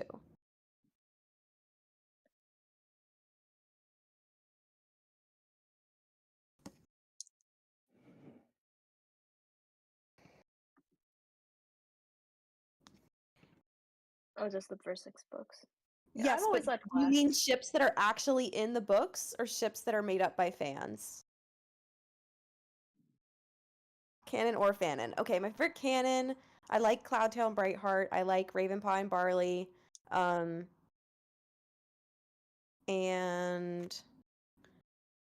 I've actually really enjoyed our writing for Fire and Sand, which has made me like them a lot more too.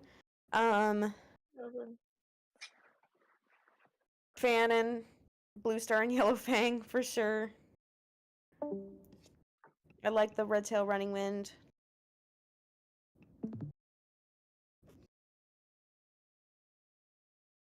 Oh yeah, even the Gray Silver was kind of cliche. I still love that shit. I ate I it do up. love them. They're great. 12-year-old me ate that shit up. Ugh, I loved it. It was everything to me.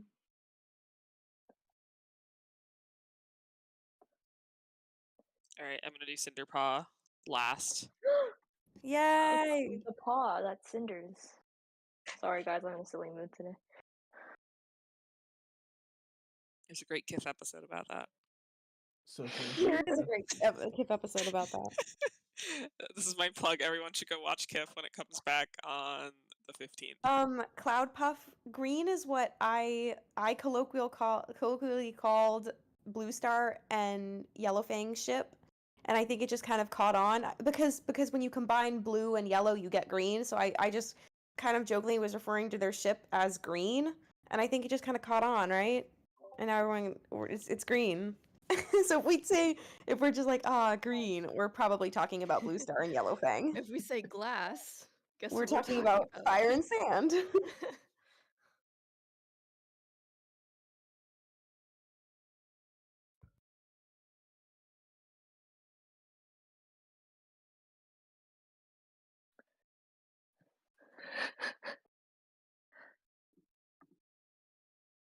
Yeah, okay. If there's one thing you can count on us for, it's gay cats. Can I get an oorah? Oorah! Yes, oorah!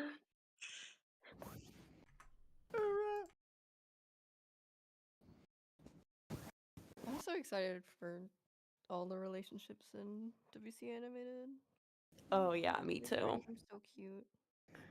I'm just excited for cats being cats, man. Just dudes being Excited for dudes, girls Ravenclaw, being girls. Ravenclaw. I'm sorry.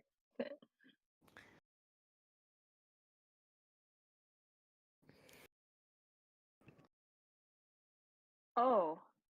Oh no. Sorry, I have a permit. I do what I want. Not to worry. Sorry, Bradbury. Yeah.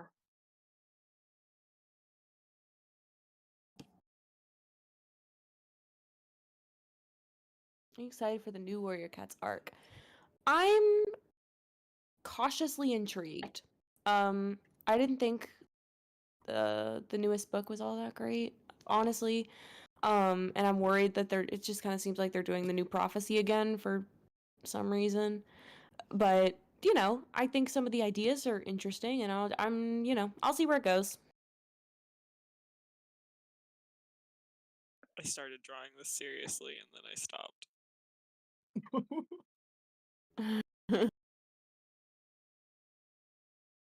Can we get a frame like this? How's please? Redtail Please. doing? I mean, he's comfy. He's he's as well as He's he can comfy. be when he's Dead. Who said that? We were hacked.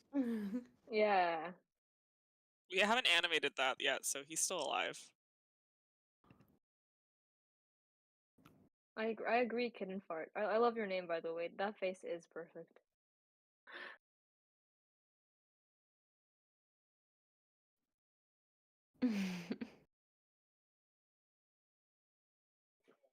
Oh, come on. No. I'm sorry, women. There is a car. Look out! Casey! Look out! Oh, God.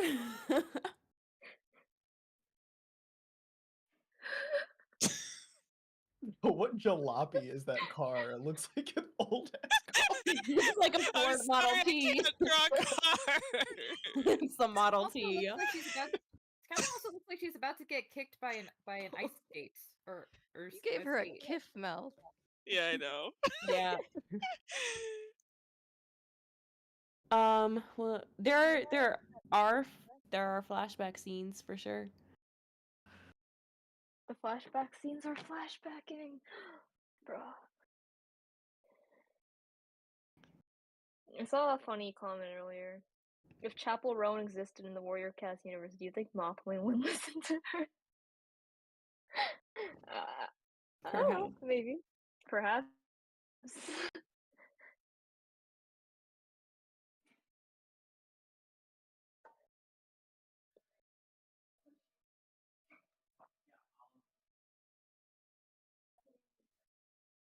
Oh my God, she can't hear us.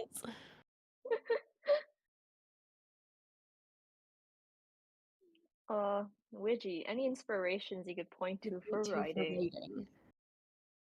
Um, Screenplays. Cats. I was gonna say it depends what you're writing, of course, read what you want to write. I Exactly. always advise that. And if you want to Also your read, own head. if you want to write screenplays, read screenplays and watch movies. You know, I try to read a screenplay a week. That was like a goal I set for myself. I do try to do that. Sometimes more, depending on the kind of mood I'm in. But yeah, just in general, no matter what you're trying to write, read what you want to write. Find stuff that's in a similar vein and read that. The bad and the good. I mean, you can learn just as much from bad writing as you can from good writing. Yep. And if you want to write prose, same thing. Read the stuff you want to read, and also read bad stuff to know what to avoid. Oh, Cinderpaw, I love you. I love her design so much. She's so cute. I want to squish her. She is actually the most squishable of the cats. She's so. I think. actually think Cloud might take that title. I know, but like by squishable, I mean like me wanting to squish her. Like I want to squish Cloud too, but it's just like.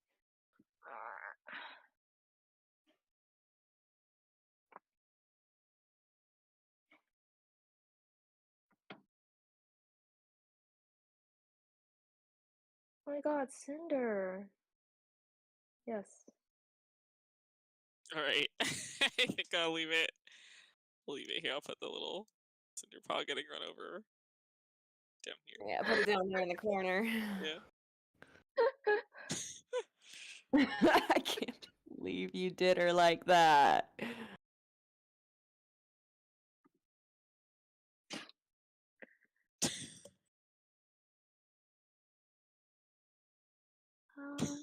Happy International Women's Day. Here are some of our favorite women. Wait. Can Yes, you post that is this Willow on the Pelt. Twitter?